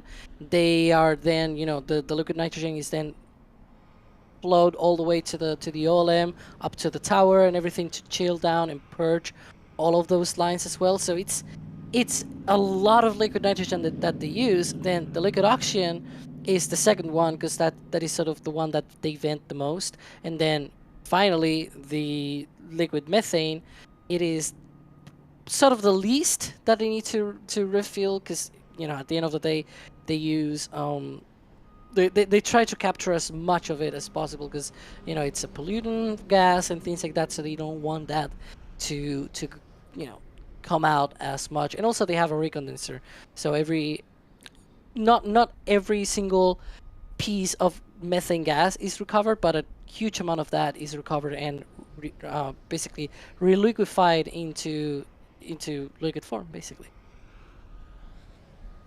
There you go. Got some more super chats coming in here. We've got Netherland becoming a Red Team member. Good question here from, I believe it's Bideford, asking, when is NSF's coverage starting tomorrow morning? Thank you for the support, and hopefully all of you will join us starting at 12:30 a.m. Central Time. So get your coffee, get your alarm set, and join us early tomorrow morning. That's for sure. Absolutely. Joseph, thank you for becoming a Red Team member. Interesting note here from Mashari. I love this. I flew here to South Padre Island from Kuwait. Extended my stay for tomorrow's try. Thank you guys for the updates and coverage. Well, we hopefully you will get that liftoff tomorrow. And I know there's a lot of international love down there, including Adrian with NSF, who is down there instead of in Germany for this launch. So hopefully he'll get to experience his first launch there, and you will get to experience the launch as well.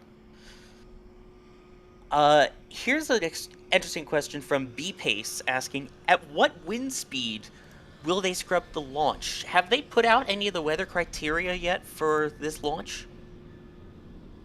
Alex, do you know? Sorry, go ahead, Oh. Alex. No, I don't think they have put out anything. I do remember some sort of talk about maybe being open a little bit more about weather constraints, because at Florida, that's basically at the eastern range, we have the SLD-45 releasing weather forecasts and sort of like probability of violation of weather constraints and things like that. Here it's all SpaceX, right? So they are their own weather officers, their own range. So we don't know unless they tell us. And there's been some talks of maybe opening that up a little bit to the public, but we'll see if it actually happens. So far, though, we haven't seen that. So we are not sure what is sort of the limit for wind speeds. I remember we talked about this like last week, sort of comparing it to Falcon 9, whereas I did see a few launches of Falcon 9 where, for example, upper level winds were like 115 knots, which is crazy. But up there, because it's thin air, it's not really that big of a deal. It's not that much. It's more at upper level winds. What you care more is sort of the sheer the difference in directions of the winds or the difference in speeds in one direction or the other. That's sort of what you care more, right? But at ground levels, we're not fully sure how is that for Starship. The reason why I'm sort of comparing it to Falcon 9 is because, in theory, since this rocket is sort of the finest ratio between, the ratio between how tall and how thick it is, how the wideness, how wide it is smaller than for Falcon 9, it shouldn't be that prone to bending issues as it goes up or things like that. And especially for ground winds, since it's very big and very heavy, you will think that, the winds at ground speed, basically at ground levels, shouldn't be that much of an issue.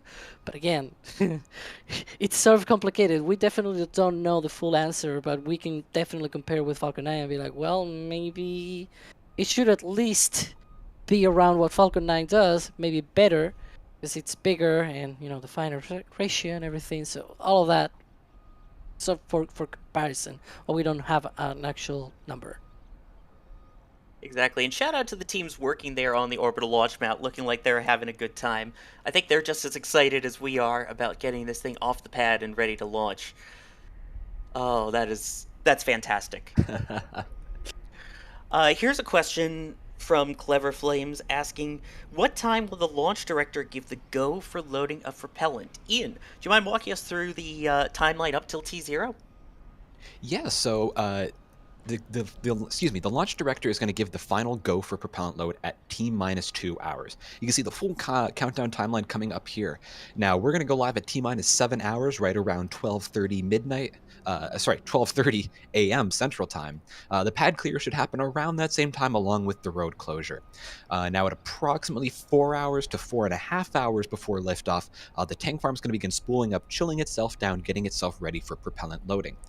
Then, like I said, at T-2 hours, if all is looking good on that front, the flight director is going to give the final go for propellant load. That's going to follow after teams do some internal polling, making sure that every system on the pad, on each vehicle on Starship and Super Heavy are all go for launch.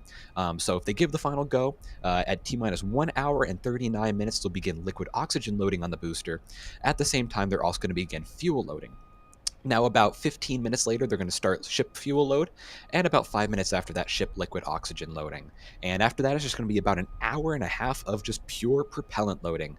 It's a relatively slow process, it seems like, but keep in mind that these vehicles are huge.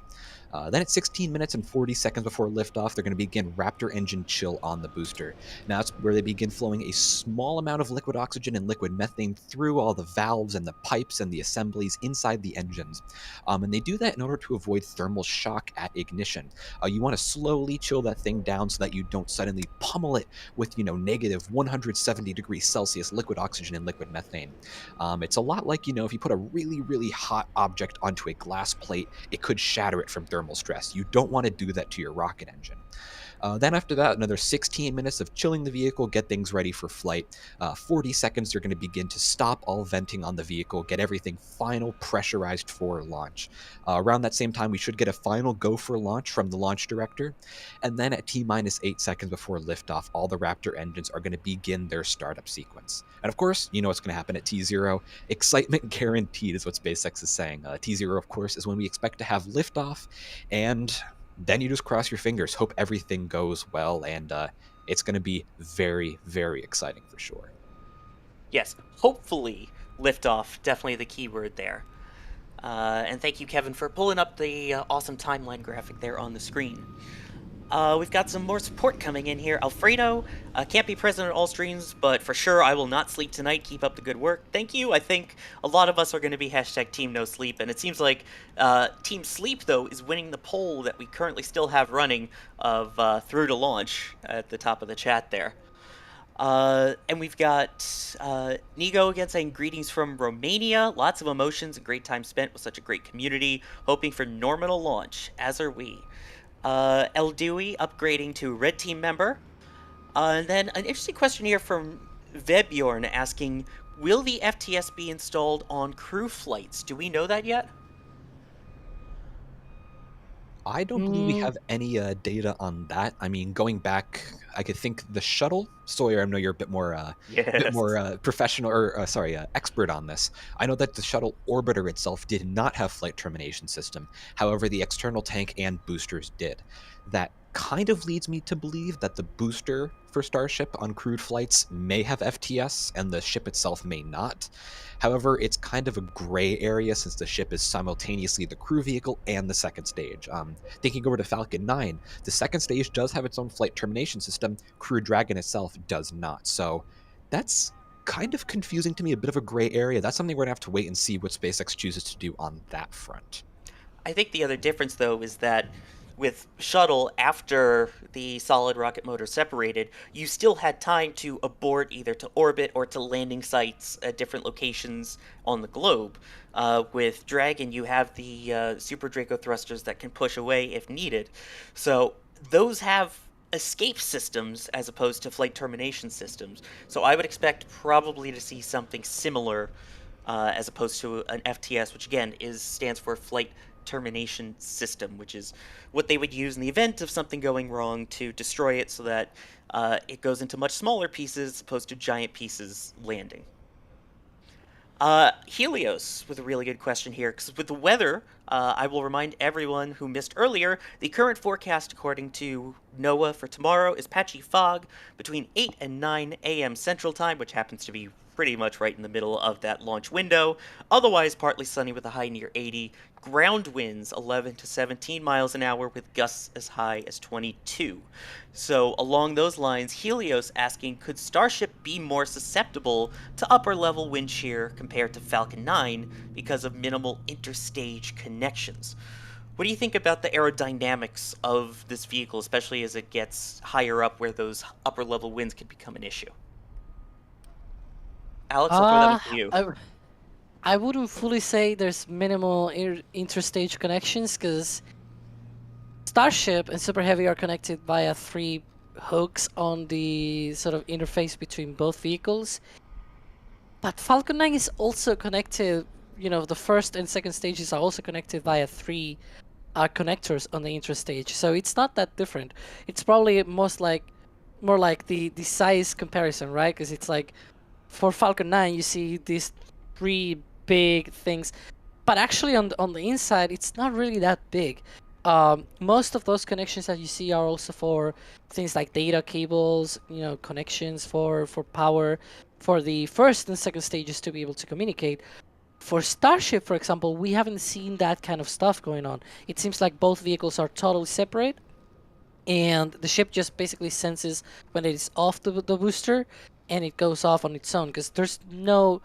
I mean, well, you could probably say that the engine chill pipe is the only connection between both vehicles, but apart from that, there's no, things like wires and electrical connections between both vehicles. So there's not a physical way for both vehicles to be like, hey, I'm doing this, you're doing that, So it seems like it is much smaller, but it's sort of the same, I will say.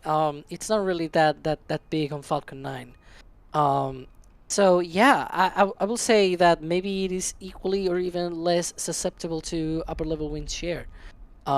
Definitely though, for this first flight, they're probably being a little bit more conservative with that, because it's the first flight, but we'll see. Again, we really don't fully know everything here, because we're just mostly guessing these things, because SpaceX is not really telling us, these are our limits for this launch. Also, something to note here, there is a crew lift going up to the tower, probably doing some last inspections, maybe some minor adjustments or fixes to something. But something to note there on the center of the screen. Yeah, it'll be a long time until they actually clear the pad, because they're going to have to work on closing out all the OLM and tower systems. We actually went live on Monday, and for at least the first couple of hours, there were still lifts up to the tower, because the elevator is not working, so they need those lifts in order to be able to go up to the QD arm and things like that, to check on systems. So it's likely that we're going to see those lifts going up there, being up there for a long time until, even after the road closes. But shortly after that, we're going to see everyone leaving and clearing out everything. But yeah. Yeah, again, I think it was close to around 3 a.m. Central Time-ish that they finally cleared the pad during the first attempt Monday, if my memory serves me right. Here's a question from Kichi, uh, and I'll throw this one to you, Ian. Uh, is there any hypergolic propellant anywhere on this stack? And I do want to point out first, for those who are unaware, hypergolic fuels don't really use an ignition source like a spark or a flame. These are chemicals that are so caustic that when they touch each other, they create a little spark or a thrust that is used in many spacecraft. So, are there hypergolic propellants on board this one, Ian? Yeah, so to put it simply, no, there are no hypergauze on board this vehicle. And that is actually a direct part of SpaceX's kind of mantra here. They want to be able to produce all of their propellants locally on, say, the moon and eventually Mars, especially Mars. Now, the thing is, if they did have any hypergauze on board, those are much more complex molecules than, say, liquid oxygen or liquid methane, which are, in theory, or to put it simply, much more simple molecules. Now, because of that, they've chosen to not use any form of hypergauze on board. Now, hypergauze in launch vehicles are often used in maneuvering thrusters. Falcon 9 does use somewhat hypergolic chemicals. They're more pyrophoric, so they react with oxygen to ignite the Merlin engines. However, the Raptor engines on Starship and Super Heavy have torch igniters, which means they basically just pump a tiny bit of methane and oxygen in there, have a spark plug, and ignite it that way. So there's no hypergauze on board either of these vehicles, and that is on purpose, and there likely never will be any hypergauze. Yeah, it helps when you can save weight by not having to load those in and just use the gas you already have inside of your booster in your ship. Exactly. Uh, let's see. Jordy, thank you very much for gifting 5 Red Team memberships. If you got one, make sure to say thank you and to check out the Red Team and Above members multicam multi-view stream. Here's a question from Elbag asking, when developing Starship, there was talk about the stainless steel hull acting like a heat shield. Does it still have that capability, and are the tiles really needed? Alex, do we know the answer to that? Well, I mean, this is a very complicated question, to be honest. Because it's very long. Yeah, the issue with that is we still see here a heat shield, right? The only difference is that because it is a stainless steel hull for the ship, it is not as thick or as, or is not needed on the whole of the vehicle. It's only used on the windward side because the leeward side can actually sustain all of the temperatures during re-entry because it's stainless steel. The windward side, though, that heat shield, it is less thicker than it will be if the whole of the vehicle were to be, for example, aluminum, right? And so that is sort of the key thing here with the stainless steel, is that it can support the heat more on the back of the shield. So each tile is like some X number of centimeters or inches thick, and if it were an aluminum hull, right, the back of the heat shield tile, that temperature there will basically tell you how hot or how cold that hull will be, right? And if it's aluminum, then you need a thicker heat shield because that, in order to shield more of that temperature for the aluminum. However, the stainless steel hull can sustain higher temperatures, and so you don't need that thick of a heat shield. So this is sort of the benefit of a stainless steel, but you still need that heat shield in place. Definitely probably could survive with some parts being bare. The problem is you probably don't want that for a fully reusable, and rapidly reusable vehicle, because then you need to reuse it multiple times. And, maybe the stainless steel can survive re-entry by its own, but maybe just once. Because those temperatures might affect the structure and things like that. You don't want that for a reusable vehicle. So hence the heat shield. That's actually a really good answer. It was more succinct than you think. That was fantastic. Thank you, Alex. Here's a question from Pablo, and I'll throw this one to you, Ian, since we were just talking about the heat shield and the tiles and all that. He's asking, why not cover those panels, I guess, on the orbital launch mount with heat shields? Yeah, so the reasoning is it's genuinely not needed. So unless something goes really, really wrong, the sides of the OLM should not get any direct contact from the engine plumes. Of course, you're going to have obviously a bit of radiative heat coming out of there and a bit of indirect contact from the plumes, but you're not going to get directly blasted, and it would only be for a few seconds anyway. Not only that, the launch mount is made of a very, very thick steel, something that you really can't afford to have on Starship. Starship, of course, you want to minimize the mass on your vehicle, and any extra steel for shielding is just added mass. So the launch mount can be as thick and protected as they want it to be without any worries about mass. So there's really just no need for any form of heat shield on there. It's got it already in form of that steel. Great question there, definitely. And again, still Team Flame Trench for myself personally. Cliff Maloney with a really kind message here saying, "You guys make an old man feel good. Have followed rocket and space programs since the mid-50s. Nice to see youngsters get excited about a launch." And he is 72 years old, which thank you so much for the support. And thank you for continuing to watch as history continues to be made, beginning with the early days with Sputnik and Alan Shepard and John Glenn to Apollo 11 to Shuttle, and now to hopefully the future rocket that'll take us back to Moon and Mars. And thank you as well to Robert and Narrative Curiosities for both becoming Red Team members. So here's a question from Space Facts, and Alex, I'll throw this one over to you. If they scrub tomorrow, when will the next attempt be likely? So what launch opportunities do they have, first off? Yeah, it depends on when they scrubbed. If they scrub before they activate the tank farm and they go into fueling, they probably could try right away on Friday if if everything else is ready. Because they have that window. There we go. They have windows from backup windows from the 21st to the 28th. Sort of from 7 a.m. all the way to 9:30 a.m. Central. And the issue is that once you go into fueling, once you go into the tank farm activity ramps up, you're already using those commodities, that liquid nitrogen that we were talking about for chilling down the pipes and things like that. So you need to replenish that. Now, if you see a scrub before fueling, maybe they just need a few fuel trucks, a few liquid nitrogen trucks to replenish that a little bit, and they might even be able to try right away on Friday.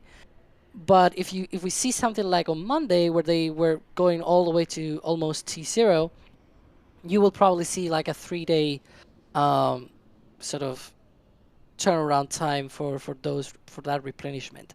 So we'll probably go all the way to Sunday, I believe. It's probably the option here. Yeah, and I believe there were NOTAMs that were released specifically for the 20th, the 21st, the 23rd, and the 25th of April all around the same time. And there is one of those TFRs that you see on the screen. Those are warnings to people to keep out of specific areas. For the FAA, the Federal Aviation Administration, those are called NOTAMs, which are now referred to as Notice to Air Missions. Basically, pilots need to keep out of that zone, or else they are going to be escorted out of that zone and probably face a big fine and have a lot of people who are space fans angry at them.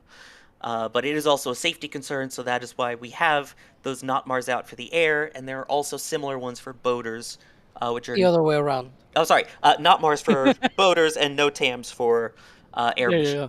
Apologies for that. It's a lot of acronyms, but that's Yeah. what we love about spaceflight, is everything's an acronym. The only plane that we want to see on that part of the sky is going to be that WB-57 from NASA. So we don't want any other airplane around that place. That is very true. And hopefully they'll be able to come back and get some aerial views if they try again tomorrow. Here's an interesting question from Clinton, and Ian, I'll pose this one to you.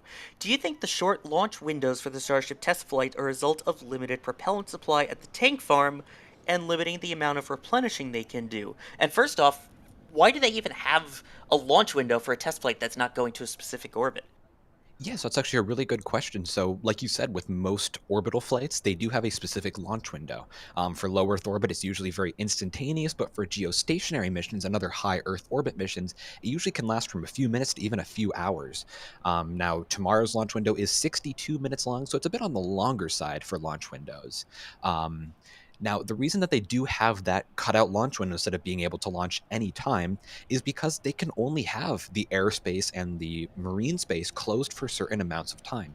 Of course, in theory, they could get like, a 12-hour launch window, but that would be incredibly inconvenient to airplanes that need to fly overhead, to ships that need to come into the port of Brownsville, go through the Gulf of Mexico, go through those shipping lanes. And of course, it would be inconvenient to people like the locals who want to access Boca Chica Beach. It is, after all, a very local public beach that is used by people in the Brownsville area. So there's a lot of things to take into consideration here. And of course, at the same time, too, having a super long launch window would put a lot of stress on the FAA and the Coast Guard and other government agencies who would need to keep those areas cleared and controlled. So that's the reason why they have a shorter launch window and not, say, a whole day to launch. And you're right, this is not launching to a specific orbit, so they aren't really tied down by that. This is more for ground assets, and not to keep things closed for hours and hours at a time. Exactly. So it's protecting the air and water seas because again, you've got the port of Brownsville nearby, which is very popular. Occasionally, you'll see some planes crossing across the Gulf to get to Mexico or other airports along southeastern parts of Texas. So it is something that they have to do for safety reasons, and yeah, it makes sense, and that also gives us a good indication of when their launch attempts will be. So that's why 62 minutes is the window for tomorrow. Let's see. Here's a question from Shivan. We talked a lot about this being a SpaceX vehicle, and it is a SpaceX mission. But when we talk about crew flight going to the future, we've talked a lot about the HLS program. So what is, Alex, what is HLS, and what does Starship have to do with the NASA program? Yeah, so Starship is going to be the next human landing system for landing on the moon. It's going to be basically what brings astronauts back to the surface of the moon after more than 50 years.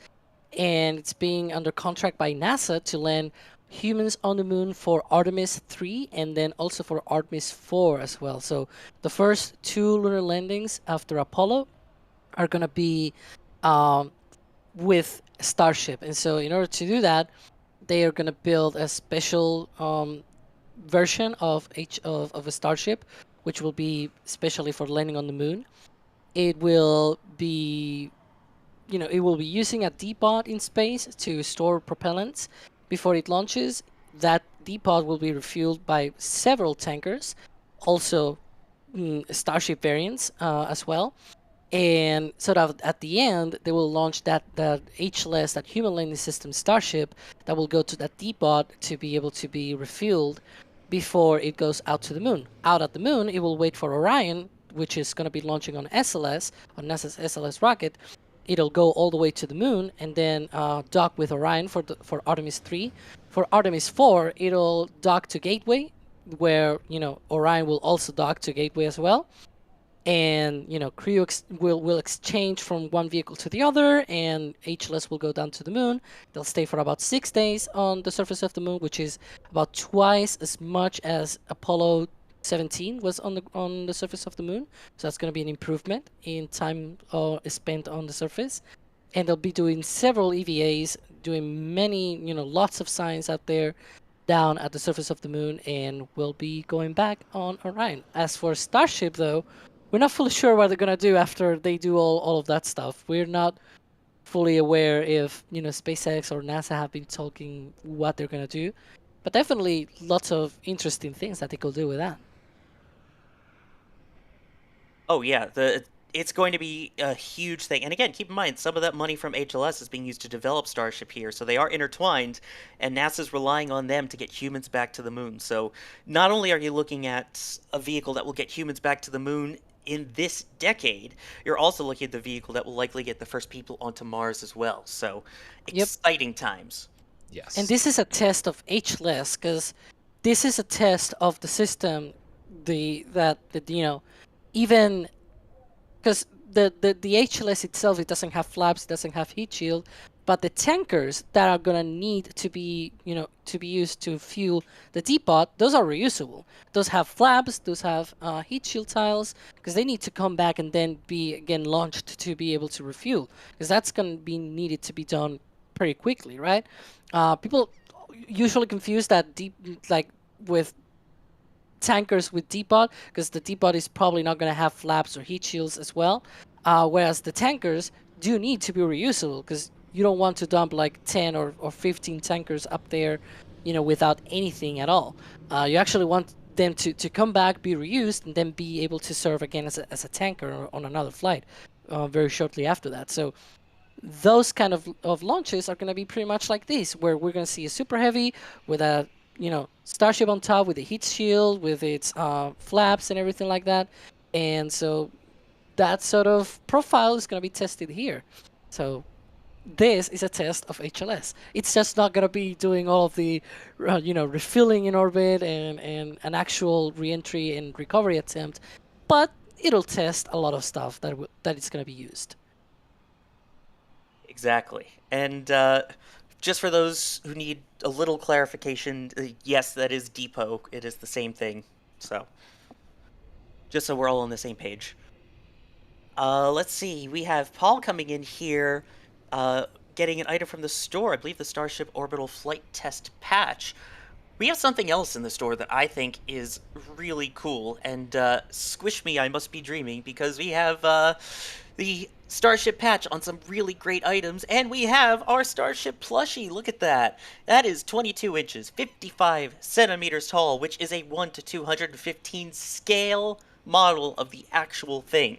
So this isn't just cool looking, it's actually pretty darn accurate, including the separation mechanism. Although the actual Starship will not use Velcro, your Starship plushie does use Velcro to separate both stages. And it is one of the coolest things. It just looks so soft and squishy. I can't wait to get one. And those are available at shop.nasaspaceflight.com. You can also get any items with our Starship Orbital Flight Test, which the team did an amazing job with that. A special shout out as well to Pauline helping design that, and Adrian working on the shop side, and Mark. The phenomenal team over there. So those are all available at shop.nasaspaceflight.com, as well as some of our metal prints, like that shot that Nick got, I believe, with the rainbow in the background behind it. I mean, talk about idyllic. That is the gold at the end of the rainbow, is our ride into the future, Starship. So, just phenomenal work by the teams there. Alright, let's see. We've got Shovik becoming a Red Team member. Thank you very much. Amanda with an idea for the Starship 24 name, calling it Shamu. I guess because it's going to flop like a whale, maybe? If so, that's very clever. I like that. Grey Germ, thank you for becoming a Launch Director member. That is very much appreciated. Kevin, thank you for becoming a Red Team member. And Andrew, thank you as well for becoming a Red Team member. And Ian Walken here saying hi from Newfoundland, saying Elon seemed concerned that the orbital flight test may see similar fate to the N1, but Raptors seem pretty reliable after ignition. Do you think Raptors will last the full burn to MECO? And I'll put that to both of you. Ian, let's start with you. Yeah, well, first off, Ian Walker, excellent first name. I might be a little bit biased there. But yeah, the N1 is a bit of an apples to oranges comparison. The reason that they lost all but one engine on liftoff on the second flight was due to a software issue, a misinterpretation of some signals into the software, or into the guidance, I should say. So that would be pretty shocking to get something like that on this flight. I would not be confident enough to say that all Raptors will make it to MECO, but I think it's I feel like it's likely that most of the engines will make it to MECO. Having one or two engines fail on this flight would not be a horrendous outcome. It would be a learning point, but yes, I would not be shocked if we lose, one or two engines during flight. Alex, what do you think?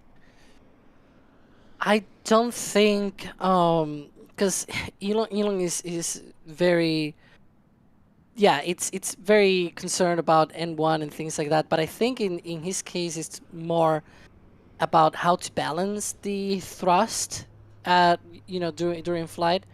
because one of the problems of the N1 was more of shutting down engines, as Ian was saying, with the software systems, but also those shutdowns sometimes even produce the rods themselves. Because I think one of the flights, I think it was the last flight, when they did it was a programmed shutdown of a subset of the engines to reduce G loads on the vehicle. They did that, and with the sudden deceleration, I think that broke pipes and like bursted a few oxygen turbo pumps and things like that. So and the whole rocket just basically stopped and blow up. So it was it was sort of that kind of problem where you have sudden accelerations, decelerations, control systems.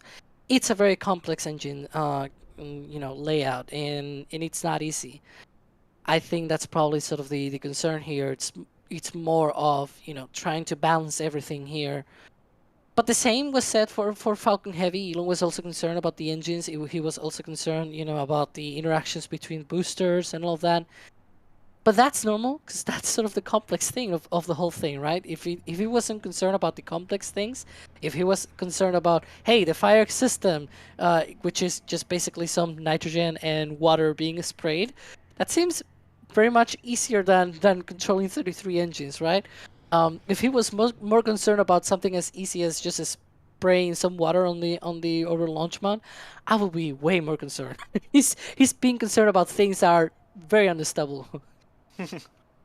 And my thought is, again, there's always a chance for an engine out, but it is important to note that pretty much every vehicle has an engine out, capability to it. This one just seems to be a lot more since you have plenty more engines, so it wouldn't be the end of the world if they do lose some, but which I expect will happen. But I think they're going to be able to continue onward and at least make it to Miko. Beyond that will be interesting. And I mean, too, it's important, like, real quick, just a bit of context here. Falcon 9 has had 2 missions where they lost an engine during flight, and both of those continued on successfully for their primary mission. The Saturn V lost a few J2 engines on its second stage during flight. In fact, Apollo 6 lost kind of 2.5 engines out of 5 on its second stage and kept going to orbit. So it would not be unheard of to lose a few engines on the first stage and make it all the way to orbit. In fact, even losing maybe one on Starship, but I'm going to put a huge grain of salt on that to say we don't really know their engine out capability on Starship itself.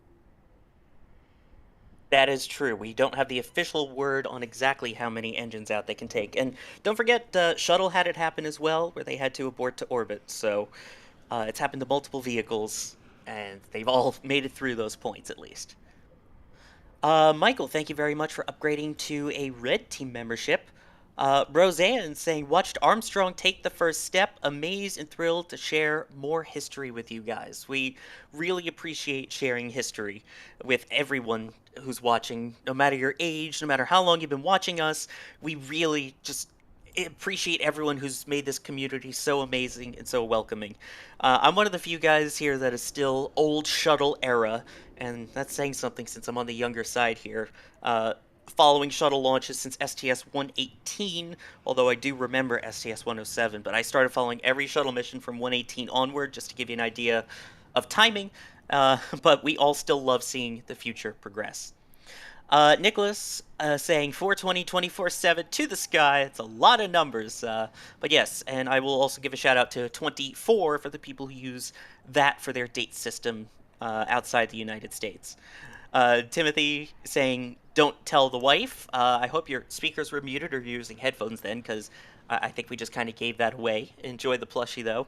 And the Real Magic Cookie asking, has SpaceX done any work to figure out how to counter the negative effects of zero gravity and radiation on a hypothetical long-term trip to Mars? Speculation-wise, do we know any of that, what that might be? Alex, any thoughts? I don't think they're at that point right now. They're probably more... Yeah, they seem to be more focused on the hardware for now. And regardless, NASA is sort of doing all the heavy lifting here on that front, because they've been doing a lot of science on that at the ISS with microgravity effects on people for long duration missions, both to 6-7 months up to a year. So definitely something that right now SpaceX is not too focused because it's not really on sort of the horizon. It's beyond that right now. Once they get to the point of, hey, we have a ship that now can go to Mars, maybe we need to start thinking about these things, right? And so probably by then they will be, talking with NASA, hey, how do you guys avoid these kind of things, right? They already have an astronaut program for Crew Dragon. They already have their training and things like that for Crew Dragon. So definitely they could ask NASA for advice and things like that for once they actually go with crew missions on Starship. But again, right now I do not think they're into that kind of territory. They seem to be closing out the OLM now. That Uh, it seems that like it. I don't know if the guys handle. up there are going to give us some more hearts as they did earlier watching the stream, but yes, we can see them, looks like doing the final work on that part of the orbital launch mount at least, which, what is up in that section, Alex? Do we know? There's a pan. There's basically like how to say, there's stairs inside of the heat of the shield of the OLM. Back in the times of yore, like 3 months ago, there was no shield, so you could see the stairs going up there, and so they have like a hatch where they open up and then they can surface out to the deck of the OLM. So they're closing that hatch obviously because you need that to be closed before the liftoff. Um, so yeah, that's what we're seeing right now, and they're sort of working on that. It's very interesting to see the teams up there doing that final work again. Fantastic camera work from the teams around Starbase, taking a look at all of the different views of this, and then working in preparation for launch. Which, reminder, the window opens at 8:28 a.m. Central Time tomorrow. We'll go more into that in just a couple minutes, but first, we need to thank Juan Lambers here with a €50 super chat. Extremely, extremely generous. Saying, worst case scenario, fingers crossed it doesn't, what would the potential blast ratio be should Starship only go up about 15 to 20 meters before it falls down? And Ian, I think the answer to that is something bad. You literally took the words out of my mouth. I was gonna say it's gonna be nasty. We don't know specific numbers. However, it would beyond certainty result in significant damage to the launch site. What that damage would look like, how long it would take to recover, we really do not know. And if I'm going to be honest, I really don't want to find out how long that would take. That is legitimately the worst case scenario you could possibly get from this launch, would be a pad fallback.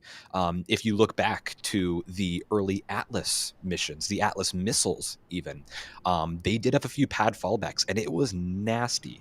It's not something that you want to do, especially on a brand new launch site like this. So we're obviously crossing our fingers, hoping that if anything does go wrong, it happens over the Gulf of Mexico, where no land and no people will be at any risk. But of course, obviously, we want to see a successful test flight first and foremost. But we'll be watching tomorrow, keeping our fingers crossed.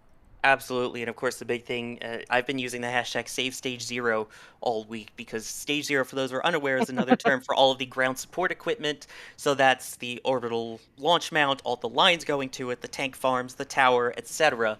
All of that infrastructure we would love to be able to keep safe and reuse again.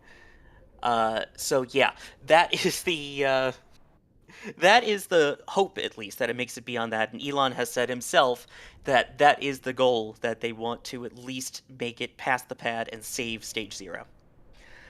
Well, Kevin, not talking to our person in the back channel who's running the stream, asking any word on if they're going to be putting the claw back onto the quick disconnect arm. Alex, any word on that?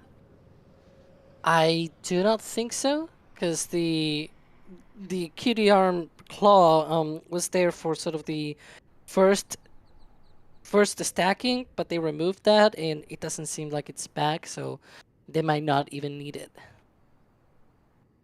That is true. I mean, we've seen crews working out on it previously, especially before the last attempt, and it seems like they're still able to achieve everything at that portion of the vehicle, as we look right now down towards the bottom where you have the booster quick disconnect.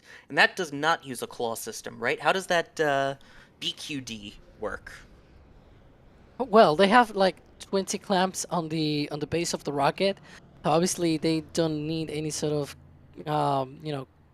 claw there or anything. But yeah, the booster QD has a lot of connections for filling and draining all of the fluids into the booster, and also power connections, purges, all sorts of things that you can imagine. Also for pressurization, many things that are routed through that booster quick disconnect umbilical there. Yeah, I think I touched on everything there, right? Not missing anything? I think so. I think you got most of that there. Again, as we see the teams continuing to work and do their thing, see some of those lines still swaying. And how long were they out on the pad till during Monday's attempt? It seemed like quite a while. Ian, do you remember how long they were? The pad was still open for last time? Yeah, I don't have any exact times. However, I do think it was early in the morning, very, very early in the morning, when they did the final pad clear. I don't know exactly when the crews stopped working on the OLM and closed out the OLM. However, I would assume it was around this time, maybe a bit later. This is interesting to me because it seems to be early, relatively early, given the T0. This is around, we're about 6:12 right now, Central Time. So they still do have quite a bit of time before the road closure and pad clear around midnight or so. So it kind of feels that like things are on track right now. However, we do still have crews up on the tower. You can see in the bottom center right there, there we go, perfect view of the lift going up to the top of the tower. Again, they're having to use lifts because unfortunately the elevator is out of service right now. There was a bit of an issue seen earlier in the week with that. So crews are still up around the the ship quick disconnect arm. Unsure exactly what work they're doing there, maybe just some final inspections, torquing those last few bolts before launch. But once we see that, actually, speak of the devil, it's moving away right now. It seems like they are done up there and they are moving down the tower. So good to see that as well. So the OLM seems to be closing out. Seems like they're closing out the ship QD. We're going to watch to see what they do with the lift over the next few hours there. But seems like some good pre-flight preparations there on the ground side.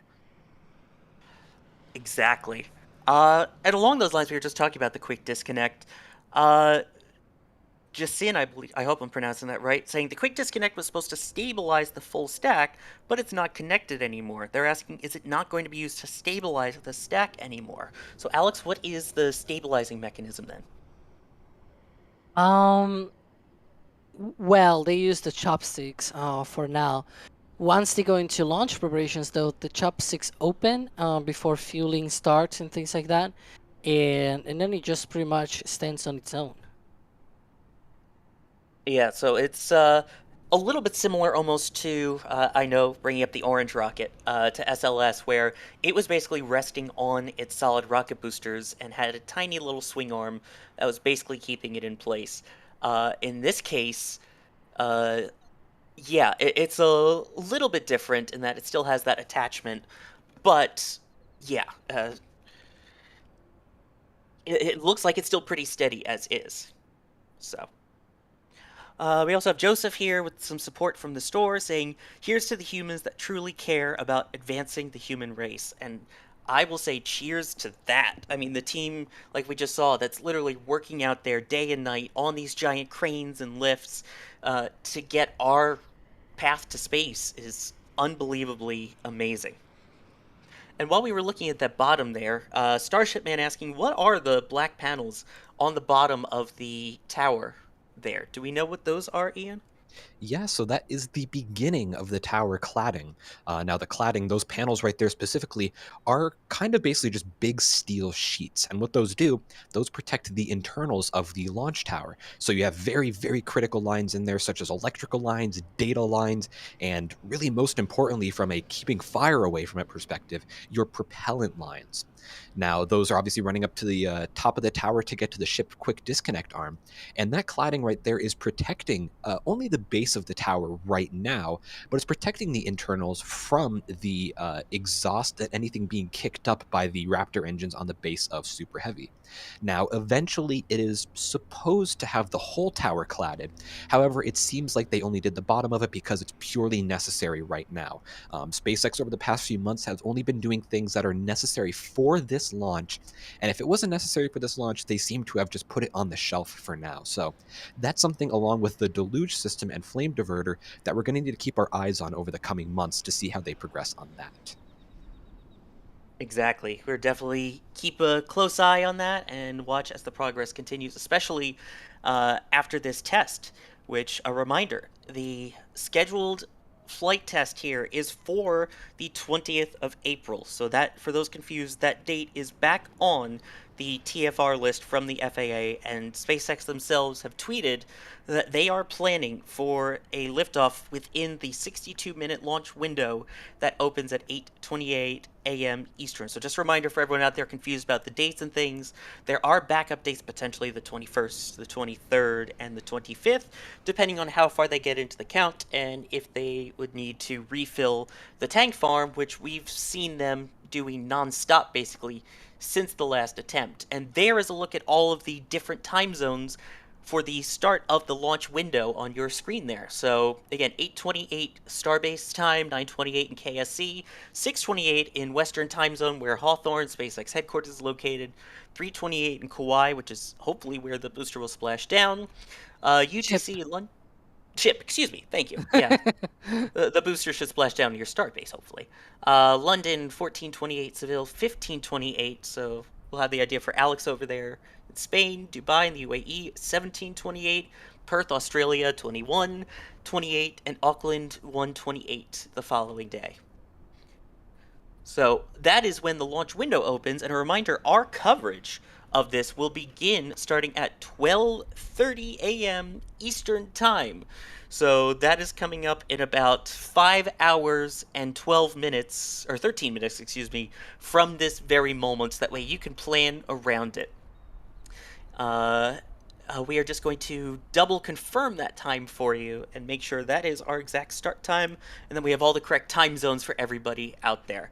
In the meantime, thank you, Jack, for the support. Hi from, I believe that's Great Britain. Thanks for all the work. So jealous I can't be out there at Hopper House for this launch. Cheers to you as well. And Willie Gilly with the support without the message, but the support is still very much appreciated. So thank you very much to everybody who's been supporting us through this stream. And while I have a moment, I do want to thank the people that are here with us at this moment. Alex, thank you for being here to talk about Starship. It's always a pleasure. And Ian, thank you for being here as well to talk about Starship. Likewise, it was super exciting, and I'll see you all in about 12 hours or so for Starship commentary. So that's going to be very, very exciting.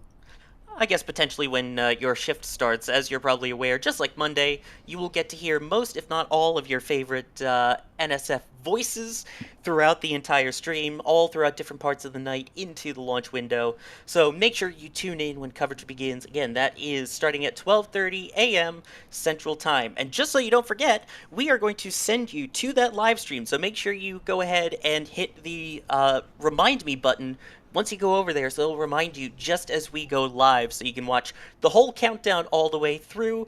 And don't forget, we also appreciate everybody that has subscribed during the stream and has liked. If you haven't liked, it still helps even at this point.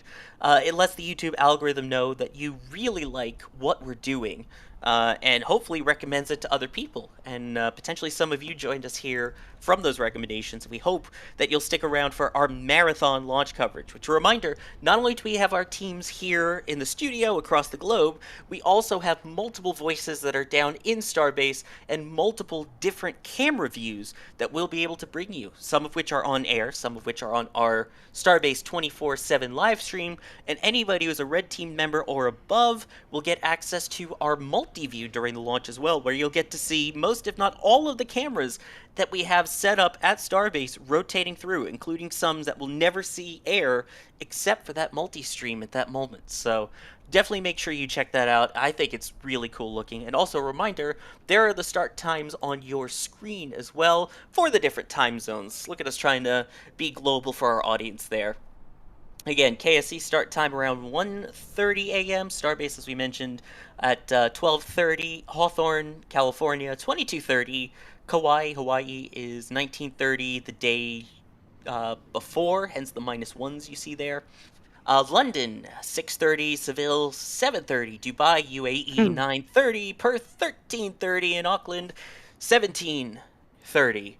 And hopefully from that point you can figure out where your local time zone is. Again, a reminder that Central Time is UTC -5 currently. And we actually tried to check all of these time zones real quick, because I've seen some people saying Europe times are 1 hour off. No, they are correct, especially for Seville, because I can tell you it is correct. It is 7:30 a.m. my time, because I'm in Seville, and so I do know it is correct time zone. There you go. So, yeah, it seems to be good. There's a view, by the way, from the top of the Margaritaville Hotel, where we will have our team during the launch tomorrow. And again, a fantastic place to view the stream. So make sure you check that out. Finally, Thomas, thank you for becoming a PadRap member. Aerospace World, thank you for becoming a Red Team member. Enjoy that multi-view. And KCJ Bomber with the final word here, bazinga. On that note, we will send you over to that orbital flight test streams. Make sure you hit remind me, so that way you know when we are about to go live. On that note, I have been Sawyer Rosenstein hosting this stream for you. Thanks as well to Ian, Alex on air, and Kevin behind the scenes. We will see you in just a short time for what is set to be an exciting launch attempt of Starship.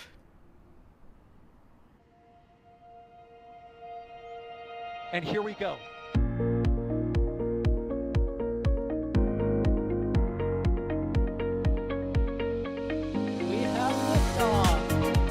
Propulsion continues to be nominal.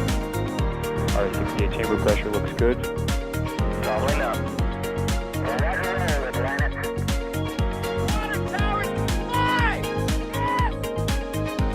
Tango down to nominal. Flight downside FD off. Bring in FD off. It's orange! 125! Oh my god! Oh my god! Decollage! Put that in the big bag, 343 unfolds to go. Indeed. We rise together back to the moon and beyond. This methane would be igniting in the flare, correct?